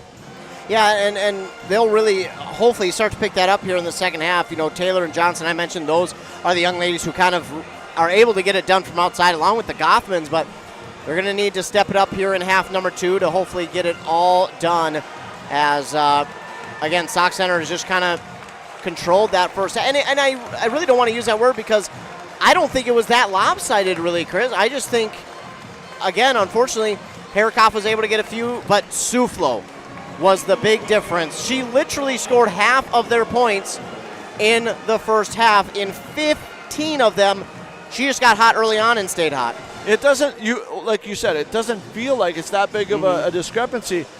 At 12 minutes into the first half, it was 16-12. Sauk Center was leading by 4. And from that point on, Sauk went on a 14-4 run to close it, and now we got a 14-point game. And the way the half ended, you can really kind of see the shock on the Milaca girls' faces as they were walking there because it ended on the Jenna Riley 3 for Sauk, and then Milaca's unaware of the clock. They were dribbling it out, and the clock went. They didn't even get a last-second shot up, just unaware of the situation. And they looked at each other kind of like in shock as they walked to the locker room. And hopefully the Milaca coaches went into that locker room and said a few jokes, calmed the situation down, and found that balance between, hey, this is a big-time situation here, but we have to have fun with this too. And I don't think any of the Milaca girls would say they had fun in that first half. No, they were definitely frustrated, and you could really see the frustration at the end of the half, like you mentioned, when they just didn't understand the clock situation. So you really started to see some frustration start to boil, and it's unfortunate because this is not the team we've seen all year. This is not who this Milaca team is. They are much better than this. So hopefully this second half is something of what we've seen sometimes this year. They don't have a good first half, and I look back to Pine City, their game against Pine City, didn't have such a good first half. Second half, oh my heavens, it was all them. So let's hope that they can get somewhat of a performance like that, because you mentioned that mark of about 50 points might be the mark tonight. If a team can hold the other team under, it's probably going to be a win. Right now, Sauk Center's well on their way. Yeah, and Milaca is definitely defending that way, and the last couple minutes really hurt their cause here. But here we go, second half underway. Let's see if the Wolves can get it together and get back in this thing. Streeters start with it, though. Go right to left on your radio dial. Wolves left to right. Underneath, they'll quickly go to Herikoff. They go to Borgman then, and she's going to miss from 3. But it's rebounded by, Dieterman, and then she is fouled. Yeah, she's going to be fouled by Tegan Taylor. So what the Wolves are doing now, the Wolves are sitting in a 2-3 zone. And when they go inside the Herikoff, you see 4 girls starting to go on her, and they're going to the zone to try to limit Herikoff in the post. And she kicked out. Main Streeters missed the 3. If they start getting that 3 to fall, Milaca's in trouble as Herikoff there knocks down the little pass from the inbounds play for the Streeters, and now it's 32-16. Yeah, but here come the Wolves offense. They'll go out to Tesh. Tesh kicks on the far side. Just nobody home.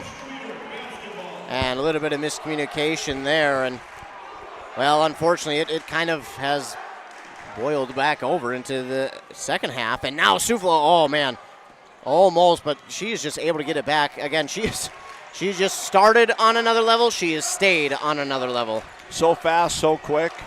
Well, here's Borgman outside. That's going to come up short. And there is Annabelle Gothman. That is what we're used to seeing on the rebound side. Here she goes up on this near side of the court. She's going to drive inside. Nice spin move. She lost it. She gets it back. Kick outside Madison. Now to Tegan Taylor. For 3, it's going to be no good. And nobody there for Milaca. Now, I know you don't like to do this because of the team speed for Sauk Center, but at what point do you maybe start to crash the offensive boards a little more if you're Milaca? Well, I really like that possession there. The Wolves did a nice thing. They got the rebound. They pushed it up, penetrated, kicked out, wide open 3. If they can keep doing that, they're going to knock down that 3, and they're going to get back in this game. Meanwhile, Annabelle Gothman bothering Dieterman on that far side. She's just not able to hold on to it. Oh, and then Suflo almost let that heel go out of bounds, and now Riley for 3. Luckily, that one's going to come up short. Tegan Taylor's there to get the rebound for Milaca. 16:20 left here in the second half. Here comes Annabelle Gothman. She looks, she glances over the defense. There's just nothing there. She wants to go to Madison, and Madison gets it. She got Suflo to fall. Now a floater for Madison well off the mark. And you can just tell with the shots, they just don't seem super confident. No, and the offense, like they're waiting for the offense to move, and nobody's really moving. Yeah. There's a lot of standing for Milaca right now on the offensive end. Yeah, which is unfortunate because if you keep moving your feet, eventually you'll tire someone out. Meanwhile, Herikoff got lost, and she's going to miss that one. But not that one as she gets her own rebound and the end one. Well, there's a lot of dejection on the Wolves' face at this point of the game. And, man, that's really unfortunate because it's way too early in the second half to have your heads down. Yeah, there's a lot of time left in this one. Herikoff no good on the 2, so she will only have 2 there, and then this is rebounded by the Wolves. So it's 34-16. Meanwhile, underneath, here's Madison Gothman. Going to try and drive. Just not quite sure about that drive. And you can tell that play, give it to the high post of Tesh. Gothman comes around, handoff, goes in for a layup. When there's not a 6'3" girl in the post player, that play can work, and Gothman can get layups. But when Herikoff is there, it just doesn't work the same way. Yeah, and they try to keep going back to it. They're trying to get her to foul, but she's a pretty smart player. Yep. Meanwhile, man, Annabelle and Suflo going at it, and Annabelle might just win that one. They're going to tie it up with their legs. Well, that's a new one. I haven't seen that one yet. I love Annabelle Gothman's effort right now. She really wants this really bad, and she's making Suflo work. And I think we're going to start seeing Suflo pass the ball sooner because she does not want to deal with Gothman anymore. No, Annabelle is just, we know Annabelle and Madison, their defense, but Annabelle has just kind of been the difference here. And Tesh, not quite sure why she attempted that one. That was pretty well blocked. And now, that was close. They didn't call a foul there on Riley. Now we're going to get one as Madison Gothman got it back from Riley. Riley, I guess, got the steal cleanly, and then Madison Gothman got it back. And then now we get a foul here on, I think it's going to be on Riley. It's going to be black ball, yeah. And we're seeing the same play again by Milaca. Milaca, they're getting it to Tesh at the high post. Gothman's coming around. That time, the last possession, Tesh just drove on Herikoff, and it was another block for Herikoff. And now the same thing. Getting the post, they turn, and that's going to be a jump ball by Jenna Riley. Ties up Tesh in the post, and it'll be another turnover for the Wolves. That is just really unfortunate here for Milaca because, this is, they're a really good team, and they haven't been able to put their best foot forward, and unfortunately, some of it is self-inflicted. Meanwhile, here is the Main Streeters. Here comes Suflo. Suflo got to be careful with hand checks there. Oh, they are going to get, okay, I was just saying, that's got to be a jump ball. But at what point is are we going to start to look a little closer at Suflo with her hand checking? Yeah, I think Suflo, I wouldn't be surprised. Like I said, I think Suflo is just going to let somebody else handle the point guard duties the way that Annabelle Gothman's defending her. Or she hopes Annabelle Gothman's going to get in foul trouble, but she's got 0 fouls so far. So. Oh, nice head fake by Annabelle Gothman. Oh, my goodness. She couldn't quite get the roll. And then, oh, my goodness. Oh, Madison with an incredible rebound. Then tried to toss it out to Annabelle, but stepped out of bounds. Oh, my goodness. You just can't. The effort was there, and then, unfortunately, just must have got a piece for her shoe out. The timeout will be called here by Sauk Center. We'll keep it here. 14-15 to go here in the second half. Well, all of a sudden, though, good news now for Milaca. We're starting to see some life. Yeah, we're starting to see some life. You know, they just can't get anything to fall right now. They've yet to score here. We're 4 minutes into the half. They've yet to score. Gothman just had a good layup opportunity there. She missed it. They had a wide open three-pointer that was in and out. They just can't get anything to fall, and they just need to keep that defensive effort going, and eventually they're going to get a fast break layup or they're going to get fouled. They're going to get to the free throw line. Something good's going to happen here for Milaca, and they need it. They need it. I think a little bit of the problem is they need a run. They need a run, and they haven't been able to put together a run, so they're going to need to really start to get in sync here and now because, well, at this point, Sauk Center may not need to score too many more.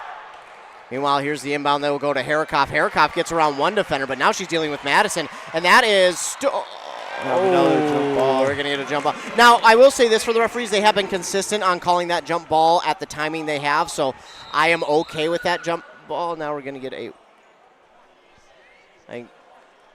are they going to reset the shot clock? No, so yes. It should be a 28 there. So it's because it wasn't a change of possession. Correct. Okay. Yep, jump ball still remains Sauk Center, so the shot clock is going to stay where it was, which was 28 seconds. Here's Dieterman on the inbound. She stands at that St. Cloud State logo, which is pretty darn big. It goes almost to the three-point line. Madison! Oh, it's going to stay with Sauk Center, but here we go. Now we're starting to see that Milaca defense that we're used to seeing, and we're starting to see more balls get loose. Meanwhile, here's Dieterman. She drives quickly, and now that's got to be, they're going to get it on Tesh. I unfortunately didn't see it. Yeah, she's just trying. It's an off-the-ball foul. She's trying to be pretty physical with Harrikoff and restricting her movement and trying to bump her and push her and just be physical with her. Well, that is unfortunate there for Milaca because that is her third and the team's third as well. Inbound will go to Harrikoff, and now they'll try and kick it outside. Madison Gothman. Oh, man, she can't pull it in. It's going to be Riley. Now they'll drive to Dieterman underneath Harrikoff, and she drops it in for two. 36-16, and Milaca's got to get it going now. Meanwhile, here's Madison on the pass from Annabelle, and again, trying to drive.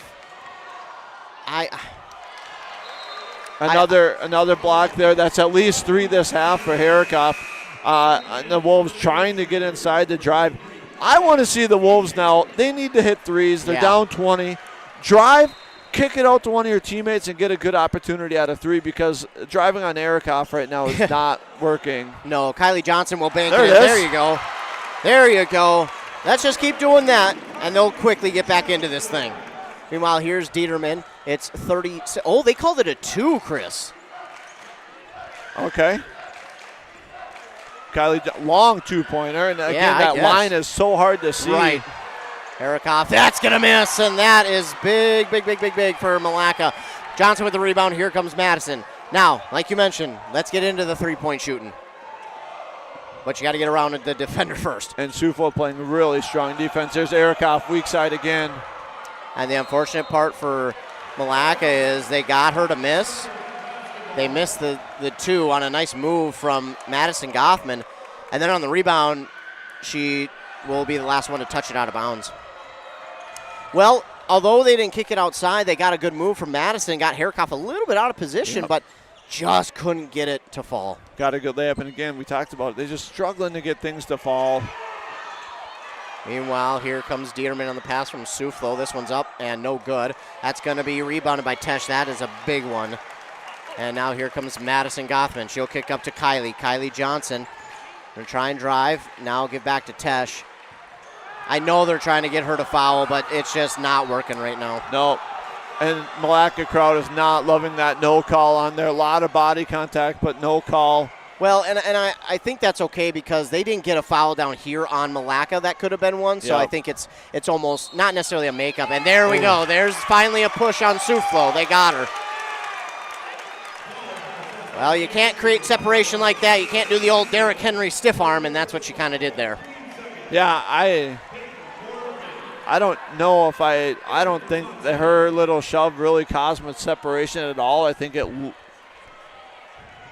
go with it, though. Here come the Wolves, 36-18. Hey, our local team's got the ball back. Right. That's what we care about. 36-18. Annabelle Gothman trying to give off to Madison. And, again, they're still trying to work this inside. They really need to get to the perimeter. Well, Tesh will try and bank it in. That's going to be no good, though. And Harikoff's going to get it. Now, I like that shot, though. She was open. Take it. And the Suflo's out of the game now for the Main Streeters, and this is where the Wolves really need to make a run here. Meanwhile, here is the give to Riley, now to Thieshafer. She'll kick outside Dieterman. Dieterman going to try and drive. Give to Borgman. Borgman kick over to Riley. Riley late in the shot clock with 10 to shoot. This ball going to be up for grabs. Going to get a jump ball. And it'll point the way of the Wolves. I'm looking at my stat sheet. I'm looking at, there hasn't been a lot of turnovers in this half. No. The score is 6-2 in this half. It's been a lot of jump balls, a lot of balls going out of bounds. Hasn't been a lot of action, to be honest. There really hasn't been, which is kind of interesting, but it'll be a timeout here by Milaca, and while they take one, we will as well. Arrowhead Transit, your community, your ride. Arrowhead Transit is proud to support this station and bring you reliable public transportation in your community. Whether you need to get to work, school, or the doctor's office, our friendly drivers and comfortable buses are here to serve you. We're committed to connecting communities and making transportation accessible for everyone. Arrowhead Transit is your community partner in getting around. Arrowhead Transit is a supporting sponsor of the station and is dedicated to supporting our local communities. Hey, Mark, I spent about $3,500 on heating this last winter. Whoa, sounds like you need to switch to a central boiler outdoor wood furnace like I did. A wood furnace? That sounds like a lot of work. No, not really. I have my wood delivered, and with a large firebox and a central boiler outdoor furnace, I usually just fill it once a day. Whoa, that sounds great. I heat my domestic water, garage, and I'm saving a ton of money every year. Well, where do I get one? Northland Boiler Sales is your local central boiler sales dealer. Visit northlandboilersales.com. Back here on KBEK, Milaca trails the Sauk Center Main Streeters 36-18. And it's just, Milaca just hasn't looked like themselves here in this game. And again, they continue to try and force it underneath and try and draw some fouls on Harikoff, but Harikoff has grown smart to that and has just kind of backed off and, like you mentioned, just thrown the arms straight up. Yeah. Harikoff is going to be close to a triple-double tonight with points, rebounds, and blocks. Yes. She's got at least 3 or 4 here in this half alone, and she's just so hard to try to score on inside. Meanwhile, Annabelle Gothman gives to Madison. Now Madison shifts to this near side. She's going to look and hand to Annabelle. Annabelle on the perimeter gets a screen from Johnson. There is still nothing doing. They're trying to force this Main Streeter team to run around, and we're going to get another jump ball. And we talked about that, right? Another jump ball. They're running a little almost like a 3-person weave on top of the key, hoping something opens up, and it's just not. And one reason why it's not is because Harikoff, she plays off her girl, and so it looks like at times there's an opening, but Harikoff just plays off and sits in the lane and rotates over and tries to block when somebody does try to drive. Meanwhile, we had an inbound go too high, believe it or not, for Harikoff, so it goes out of bounds, and now Milaca has it back. So they need to get some points here on this drive. Meanwhile, here's Annabelle. Annabelle will give off to Kylie. Kylie Johnson looks. She gives back to Annabelle. And that's going to be no good, but Tesh. Good rebound by Tesh. Offensive rebound. We're going to have a foul on Harikoff there, blocking foul. So that's going to be her third. Good job by Tesh there, drawing that foul. Now, the Wolves really need to capitalize here. They got the ball back after a turnover. Now we're getting the ball back after a foul here. Wolves really need to capitalize here, and they go at her again, and there's another block. Yeah. A lot of contact there again, but she's kind of straight up, and the offensive player initiated the contact, and so there's going to be no call. Well, now here come the Main Streeters the other way with it. They go underneath right to Herikoff, and they're just going to let her work underneath. It's 38-18. Here comes And Taylor. She's got all 8 points in this half for the Main Streeters inside. Tesh to Johnson. Now to Annabelle Gothman. She wants to go to Madison, but there's just nothing there. Now to Tesh. Tesh looking. Yeah, great defense right there by Borgman. There's a foul. Ooh, hoo, hoo, hoo. That is now 4 on Herikoff. Oh my goodness, and it's gonna take a good run, but the Wolves are gonna be able to get her out at least for a few minutes. So now Madison Gothman will shoot 2.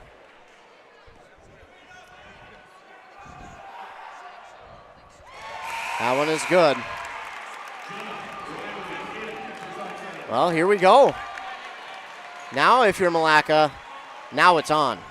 Yeah, now you can be aggressive. But the other girls are just playing great defense too. It's like you can tell that they really watched a lot of film on Milaca and really did a good job scouting, coming up with a game plan on how do we stop the high post handoff to the cutting guards. And Sauk has done a great job of that. And Madison Gothman gets her hand in there, nearly gets the steal, but is going to knock it out of bounds. So we'll stay with Sauk Center. Oh, man. You talk about a turning moment in this game. That could have been it. Meanwhile, they will inbound. They'll go to Riley. Riley will try and go to Borgman. Borgman's going to come up short. Here's Kylie Johnson with the rebound. Johnson will give it to Madison. Up now to Taylor. Tegan Taylor will switch around, come to this near side now. She looks to Madison. There's just nothing open for her, and they're going to get that handoff. They'll get a screen now. Madison, she's going to try and drive inside, and that one's going to be no good. Tesh just mistimed the jump there, and did Madison get that back? She did. Yep. Rebound by Tesh. Oh, my goodness, by Tesh, and it's going to be no good. 3 opportunities there right there for the Wolves and just could not capitalize down low. That is unfortunate for Milaca, and those are the things that we've been talking about that they just haven't been able to get to fall. How's that not? So, I don't know. I thought that was a travel, but she must not have got that foot down for the travel. Great defense by Annabelle Gothman, and now she misses another layup by Milaca. Sauk Center gets the rebound. That's Jenna Riley on the board. And Milaca just cannot get anything to fall. They got another 2 good layup opportunities the last 2 possessions. Yeah, that is really unfortunate because, man, if there's a time for them to get back into this one, it's right now. And unfortunately, that won't help as Riley hits a 3 for Sauk Center. Jenna Riley picks her spots, but she's definitely hit some big threes. The one to end the half, and now this one when you feel like Milaca is gaining a little momentum. Madison Gothman inside will put one up. It's too strong, and Riley, that is Nelson with the rebound. Here comes Suflo. Now to Riley, now to Borgman. Over to Suflo on the far side. She gets a screen. So she'll try and drive, instead get to Riley. Another 3. That's going to come up well short. Madison Gothman with the rebound.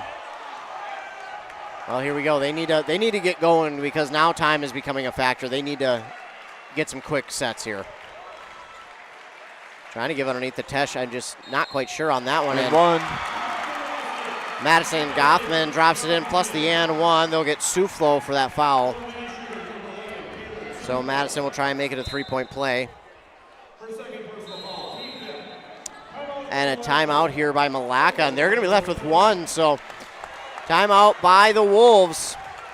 And it'll be another full, so we'll take one as well. Here at Pine City Family Chiropractic, we want to help you feel your best every day. by offering a variety of services to help you recover from an injury, perform your best at sports, or just to help you unwind after a long work week. Let our team of highly trained chiropractors, massage therapists, and acupuncturists help you rest, recover, and restore your physical and mental well-being. Call us today at 320-629-6717 to schedule your next wellness day. If you're gonna stop and fuel up, you might as well stop at your Pine City Freeway Holiday Station store. And if you need a little something for that party, right now save on Pepsi 12 packs are 2 for $16. Firewood bundles get 3 for $26. Mix and match breakfast and lunch sandwiches are just 2 for $6. And don't forget, Food Network's Guy Fieri's Flavortown menu line, burritos, sandwiches, and churros. Fill up, load up, and save at your Pine City Freeway Holiday Station store today. Back here on KBK, 41-22. It's not over yet. There's still 7:19 to go. Chris Herikoff is back into the game. She gets one more. She will have to sit the rest. Now, I know that Milaca is going to try and get her to foul out, but I would still like to see them go on the perimeter. Yeah, with 7 minutes to go, you're down 19. You've only scored 22 points all game. You got to get scoring. You got to score fast. Gothman hits that one to make it a three-point play, so it's going to be 41-23. I don't know about an 18-0 run here, but if they can at least get 7 or 8 in a row, that would be really nice. Suflo will have it, and she looks for a screen from Herikoff, but Annabelle gets around it. She'll go again and double back, but now gives to Riley. To Borgman. Borgman's going to try and drive inside. She lost it for a moment. She gives right to Taylor. Here we go. Taylor going to try and take it all the way. It's poked out right to Madison Gothman, and she gets the bounce. So there you go. There's a nice fast break, too. And they need to do that. They need to do that quickly. Good defense again by the Wolves. Meanwhile, here's Borgman on the pass from Dieterman. Borgman will shift to the far side, give to Dieterman again. Dieterman going to try and drive, stops, gives outside to Riley. Riley looking to Herikoff. Oh, they were going to try and steal it from behind her. Now Riley has a chance for three, and that's going to be no good. Taylor with a big-time rebound there for Milaca. Okay, Milaca down 16 can really get into this lead here with a good shot, good offensive possession. Long two is short. And yeah, that was Annabelle Gothman. Tried to make a move, put up a 17-footer short, rebound to the Main Streeters, and here they come. Here is Borgman to Suflo. Suflo will drive. Kind of had it poked, and that should be travel. No. I don't know. I thought when it was initially poked, she took 3 steps. What did you see, Chris? They've really allowed Milaca to be very physical with Suflo in this half. And I guess I would have had a foul probably earlier when they called the foul. I was a little surprised because then at that point you could have gone travel. But it seemed like it was a late foul call if you were going to call a foul on that play. Right, right. You mentioned it too because it looked like it was a travel at that point. Riley will put up the shot, no good, and Annabelle is right there. Again, another awesome defensive possession for the Wolves, really forcing a shot that had no chance of going in. Annabelle tries the reverse layup. It's no good. She gets her own rebound. Kick outside to Madison. That's going to be no good. And it's Suflo. Wolves have had a couple possessions here to get back into this, down 16, and have not been able to capitalize. Well, that's not going to help either. Suflo, nobody had her. So 43-25 now, 5:05 to go. Stay tuned for what unfortunately will have to be a quick Pizza Pub of Pine City postgame show. Here's Tesh. Ooh, that could have been a foul on Herikoff. That'll be her 5th. Annabelle will get the rebound. She'll draw the foul, and Herikoff will now be done. No, 25. And I agree with that. That was, Herikoff knows she's in foul trouble. She's literally just standing there. She wasn't even going anywhere near the ball, anywhere near the shooter. But we saw the same thing by Tesh on the first drive. Herikoff is playing off. Tesh sees the opening, goes in. Herikoff blocks the shot again. And Gothman is able to get the board and draw a foul on number 25, Dieterman, who is in on the block. So Annabelle hits both free throws. Rare that she's not close to double digits at this point in the game. But rare for anybody to be at this point for Milaca because they've only scored 27. So 43-27, and it's been a defensive battle. Even if Milaca had some better offense tonight, it would have been a defensive battle. Oh, my goodness. They're going to get a foul. And from my angle, it looked like she was able to get the ball. They're going to say no. Yeah, you just want the calls to go your way at this point, down 16. Yeah. You know that you just need everything to be your way. But it's not going to be so, as Harikoff is going to drop that one in.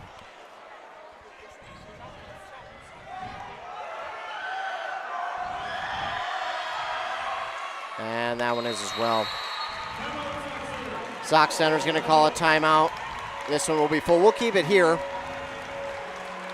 And for the Wolves, it's going to take quite a run. It's not impossible. It's not over yet, but it's gonna take a lot to go their way. It's hard to say, but what are they going to need to try and do here to at least get themselves a chance for a last-second shot to send it to OT or win? Yeah, you're going to have to play rough. You're going to have to challenge them on the defensive end and try to get steals and push the ball and get fast breaks. You really need to beat Harikoff down the court to get layups and score quickly. I can't say enough about the Milaca defense this half. I mean, they've only given up 15 points this half. We're 13 and a half minutes into the half, and the score this half is 15-11. Excellent defense, and Milaca just unfortunately could not get things to drop tonight. Missed layup after layup after layup, especially in this half. I think I still only have Milaca for 4 or 5 turnovers this half, and they've been getting looks. They just cannot knock them down. It has been an improvement from the first half, no doubt. But, man, if they have been even able to turn up this shooting percentage by 10, 15, this is a much different looking second half. Yeah, for sure. Meanwhile, out of the timeout, Annabelle Gothman will get it now to Madison. Now outside, Kylie Johnson. She hesitated there, and Chris, I think that's been the effect of this Sauk Center defense is Kylie Johnson was open for a moment. She hesitated on the shot. Yeah, and the coach is right in front. It was right in front of the Milaca bench. Thought she was hit on that shot, and no call. And Borgman almost traveled. Was able to avoid it. Now Suflo with it. Suflo gives outside to Borgman. And now, obviously, Sauk Center not going to rush anything possession-wise. They're going to be happy taking their time. Yeah, they're going to try to get inside the Harikoff as much as possible. And there it is. Well, or that. And while it won't put it away yet, that's going to go a long ways in, unfortunately, ending this one. Yeah, Harikoff, who's a post player, smooth outside jump shot there. That's her third 3 of the game, and we see it again here by Tesh. Harikoff plays off. She gets about the high post. Tesh drives the lane, and Harikoff and Riley are both there, stolen away by Riley. Yep, that is just it's been unfortunate. I know they're trying to get Harikoff for 5th, but here's another one, and oh man, that may put this one away, unfortunately. A 3 from Dieterman. Final timeout called by Milaca, and all of a sudden, everything is going Sauk Center's way, 51-27. Well, that is really unfortunate because you mentioned how much of an improvement it has been here in the second half for Milaca. We can't really say it enough. They just haven't gotten anything to fall right now, and you just feel for them. Yep, and you could tell Sauk Center is a great coach team. Mm-hmm. The game plan on the defensive end for the Main Streeters tonight was just absolutely incredible and plays to her player's strength with what can Harikoff do well, block shots. And so she's just playing off people, letting Milaca get it at the high post every possession. Harikoff just sits in the lane, and it looks inviting on the drive, but when you get in there, it's blocked.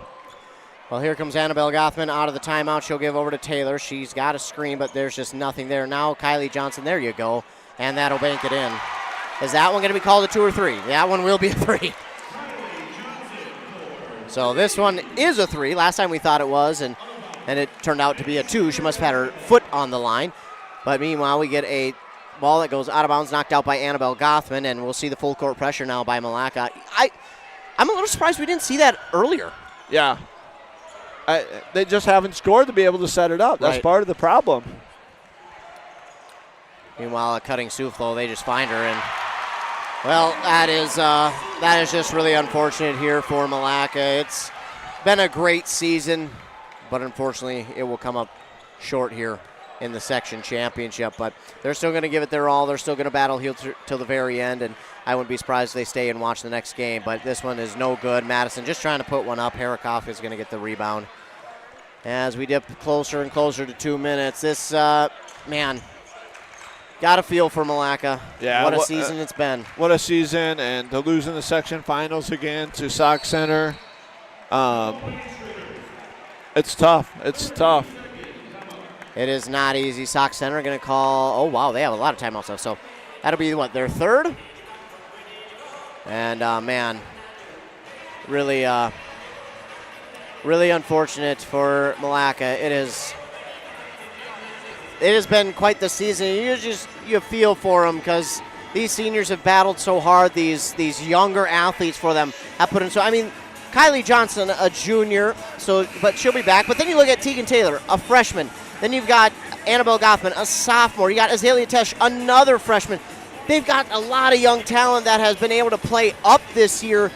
And then you look at the seniors who have come off the bench, and man, it's just been so unfortunate in tonight's game that with the way the season went, that it has to end like this. And you feel bad for the Gothmans, too. I mean, Annabelle and Madison have been one of the maybe best tandems in all of 6AA this year. And it'll be sad when Madison's unfortunate career is over. Yeah, for sure. And I look at Sauk Center as well. They really only play, only one senior tonight, although she's been very key. Harikoff is graduating, and they return almost everybody else. And so these two teams could be back here next year as well. They very well could be. We're going to get an illegal screen. Yeah. Well, and Albany is going to be right back in the mix. Yeah. They always are. They got a good youth program. But I look at Milaca, what they return, what Sauk returns, and these are going to be two very, very, very good ball teams again next year. Ooh, we're going to get a foul.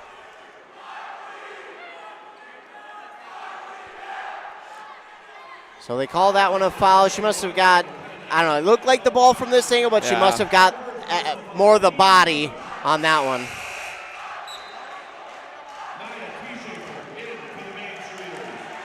Oh, man.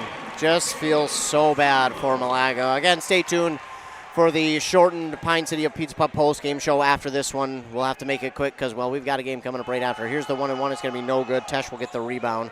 So Tesh with the rebound after the Soufflo miss. Madison Gothman will drive inside. Good for her to be able to get a few more points in her career total. Annabelle will get the steal, and, man, just too little too late here.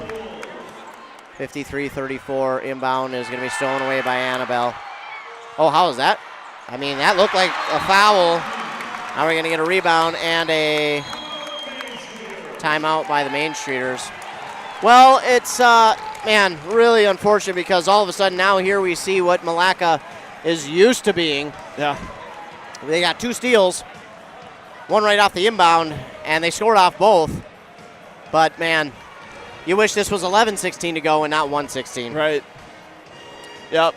Huge props to Milaca for keeping the effort up here and not quitting on this game and their season and holding their heads up high here as this clock winds down in the section final. Well, they're still telling Sauk Center, you still have to go through us to get to state. We're not just going to let you walk in there. You're going to have to battle, and I like that. I like that from Milaca, just showing a lot of heart here in these final moments. Obviously, Bachhoven will check in, one of the seniors as well. You feel so bad for the Wolves. They've never been to a girls basketball state tournament, and to be in the section finals again this year. It's an opportunity that just doesn't come around that often. And when you're here, you want to make the most of it. And tonight was a tough one for the Wolves, no doubt. But they've got a bright future here with 1:16 to go. Oh, no. Well, Fee Schaefer was able to get open. Annabelle Goffman almost there. Whoa, no foul there. And it's going to be a steal for Annabelle. She'll take it all the way for 2. That was kind of interesting there, Chris. Yeah, I'm shocked that there wasn't a whistle on that. When you know exactly what Milaca needs to do is foul and steal, and it's definitely some contact there, and you don't call. I don't know call, but good for Milaca, good for Annabelle. Yeah. Got a layup. Another turnover by the Main Streeters, and Milaca gets the ball right back again. Yeah, so it'll be Bachhoven, and again, you just really wish that this was. You don't even need 11 at this point. 3-4 minutes now would do the trick. And man, you feel so bad. Annabelle's going to take the long 3. Watch it go in. Yep. Oh, man. All they needed was a little bit more confidence. Oh, that's now again her heel. Oh, no way. Her heel is out of bounds. The official on the block there on the baseline was not watching for the out of bounds line. She's watching the contact on the arms, looking for a foul, and not really watching the pivot feet. That's where you would like to see the other official move a little lower to help her out to get a better angle on that. Our lead is 53-41. That is the closest it's been. Yeah. Since about the 2.5 minute mark, with 2.5 to go in the first half. That is really unfortunate because, she stepped out of bounds twice. One with the toe, and then as she pivoted, that heel went out of bounds. And again, not that Milaca is going to be able to get 12 points in 42. Well, maybe I shouldn't talk. They've already done a pretty good job in the last 12 seconds. So, but that would have been a turnover, and now it's not, which is really unfortunate. And again, I will always say this. I know the referees are human. I know they're not perfect, and I don't ever want to go to robot refs. I'll say that right now. But that one right there is, man, just wish that would have been a way they could have seen it. Yep. So 53-41, 42 seconds left. You mentioned it, though. Great to see Milaca just not quit. Yeah, not quit. They're giving all the effort they can. We're going to have an illegal screen on the Main Streeters, and it's going right back to Milaca, and Milaca's subbing in and out here, and they're trying to get a good out-of-bounds play and hopefully make something else happen here, put a little more pressure. Dieterman is called for the foul. 53-41. Inbound to Annabelle. There's a lady who fell. That one's going to come up short. Madison gets the rebound, cannot put it back, and it'll go out of bounds. Last touch by Sauk center. Well, you can't say enough about what Milaca's doing here. Yeah. Game is more than likely over, but they're acting like, hey, we still got a chance. Yeah. For a lot of teams, this would not be the mentality. Yeah. For many other teams. Section final, let's not quit. Let's not give up. Let's keep battling, keep attacking. For many other teams, they would kind of, I don't want to say hang their heads, but they would already be kind of out the door. This Milaca team says, no, there's still time left. And that kind of just emphasizes what we've had all game, right? Layup, wide open layup, and missed it. Now, there's a lot of argument for a jump ball, and meanwhile, Tesh picked up her 5th, yeah. That's tough. Obviously, I'm a little biased because Milaca's our local team. It seemed more or less like a jump ball, but again, that may be the bias showing there, Chris. It's one of those things where, given the situation, you know Milaca's got to follow. You know they're going after the ball, and you kind of want to keep it clean, not let anybody get hurt because of physical play. Well, and I think, too, you look down the last inbound, they were already getting a little physical with each other. Yeah. So I think that may have been the reason. They already had to tell the players, hey, take it easy. So I think that may have been why. Well, here's Tegan Taylor. Looked like she may have been I don't know if she was fouled, but I think there was a little bit of contact there. It's going to be no good. Dieterman will rebound, and that's going to do it. Unless we see a foul here from Milaca, this will be it. Well, a steal for Kylie Johnson. Come on, Madison. Give it to Madison. Get her one more. It's going to be Annabelle. Oh, another layup missed. I would have loved to have seen Madison try and get a last opportunity, but wow, what a man. I apologize, ladies and gentlemen. I'm a little bit lost for words at this point, just because what heart by Milaca to finish this game off the way they did. I mean, you can't say enough about them. Cannot say enough about the effort there by Milaca, even when the game looked over. Yep. They didn't give up. They were not shooting the ball well, never gave up, kept with it, kept battling, kept fighting, and unfortunately just couldn't get enough shots there at the fall here to really make a really strong dent in this second half. Now, I forgot we do have the medal ceremony, so we're going to have a little bit of time for a postgame. So let's hear a word from our fine sponsors. We'll come back and try and get a full recap. When it comes to yours or your loved one's end-of-life celebration, there are many options. Find guidance from the professionals at Methvin Funeral and Cremation Services. Church services, celebration of life services at one of their chapels, a ceremony in a park, or even cremation. Methvin has the resources to facilitate everything from start to finish. Methvin Funeral and Cremation in Mora, Hinckley, Sandstone, and Isle, or find them online at methvinfuneralhome.com, serving our community since 1912. Your journey to smile with your forever starts at Embrace Orthodontics. The team at Embrace is committed to providing world-class care and a remarkable orthodontic experience. Choose between custom Light Force braces or Invisalign clear aligners, with locations in Pine City, Lindstrom, and Cambridge, and a plan to fit your budget, whether you have insurance or not. Embrace Orthodontics will make your smile journey comfortable, convenient, and customized just for you. Visit EmbraceMN.com today to find out how to set up your free exam. EmbraceMN.com. Embrace Orthodontics, a smile you will embrace forever. Looking for bingo with a bang? Saturday, March 28th, 2 p.m. Gun Bingo at Dock Sports Bar and Grill in Sturgeon Lake. You get a chance to win firearms instead of cash. Yep, shotguns, rifles, pistols. Bingo! It's all for a great cause, supporting the East Central Spurs, a local chapter of Pheasants Forever. Great food, great fun, and prizes with a bang. Make a day of it. Visit DocSportsBarSturgeon.com to pre-register. Gun Bingo! Saturday, March 28th, Docks in Sturgeon Lake. Back here on nice 95.5 FM KBK, the Wolves fall to the Sauk Center Main Streeters here in the Section 6 AA Championship game, 55-41.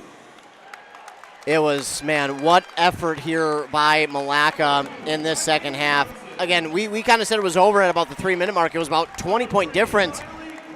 Then all of a sudden in the last minute, here comes Milaca. They're like, what are you talking about? We're not done. And they score, I think it was 7-8 points in a row. And it was like, do they actually have a chance now? Are they going to get back into this game? Then Sauk Center scored a few to really put it away, but the heart, you just can't say enough about the heart there by Milaca. There may not be a team with more. Yeah, I think the biggest lead of the night was 21 for the Main Streeters, and looking at my sheet here, I lied. It was 24. The lead was 24 points at 3:09 mark, and Milaca ended up closing on a 14-4 run to end this ball game. Wow. So at 3 minutes in the section final, you're down 24, likely over. But no, Milaca hung in there, battled, and they cut it to, I think, 11 or 12 with a shot to even go lower. And appreciate the effort and the all-out just hustle to not give up in this one by the Wolves. It was impressive, and man, these seniors have put in a lot of work, and although it was a more youth that started, you know it's the seniors that put in the work to help that youth to be able to be in that position. But my, oh my, second year in a row that they come up short. But again, you mentioned it, they got a lot coming back for next year, and they might just be back in the same position, and they I mean, I wouldn't put it past anyone who plays them to, I don't know, there'd be a lot of revenge there for Milaca. Obviously a long way to go till then, but this Milaca team, man, they've got a lot of talent coming back for next year. As we quick take a look at some of these stats, we'll just go with Milaca because we got to get over to our next game. But leading the way, and you and I kind of mentioned it, how cool is this? Last game of the year for these two. Madison and Annabelle each finished with 15 points. Pretty darn cool. Then it was Azalea Tesh with 6 and Kylie Johnson with 5. 11 rebounds for Gothman to lead the team. They had 10 steals, 1 block, and 11 team fouls. So, well, I mean, I know the season ends, but for Annabelle and Madison, it's got to be pretty cool, the fact that you both score 15 in the final game. Now, again, that's hindsight, because right now it hurts for sure, but that's pretty darn cool to play with your sister in a final game and you both score 15. Yeah, that is definitely a special moment for both of them. And what I think, the impact that this has on the Milaca program, to make a section final back-to-back. You see the student section here tonight. You see the young girls in the crowd watching and that want to be like these kids when they grow up. And it's just a program builder. It helps all the way down to the youth level to stay consistent as a program.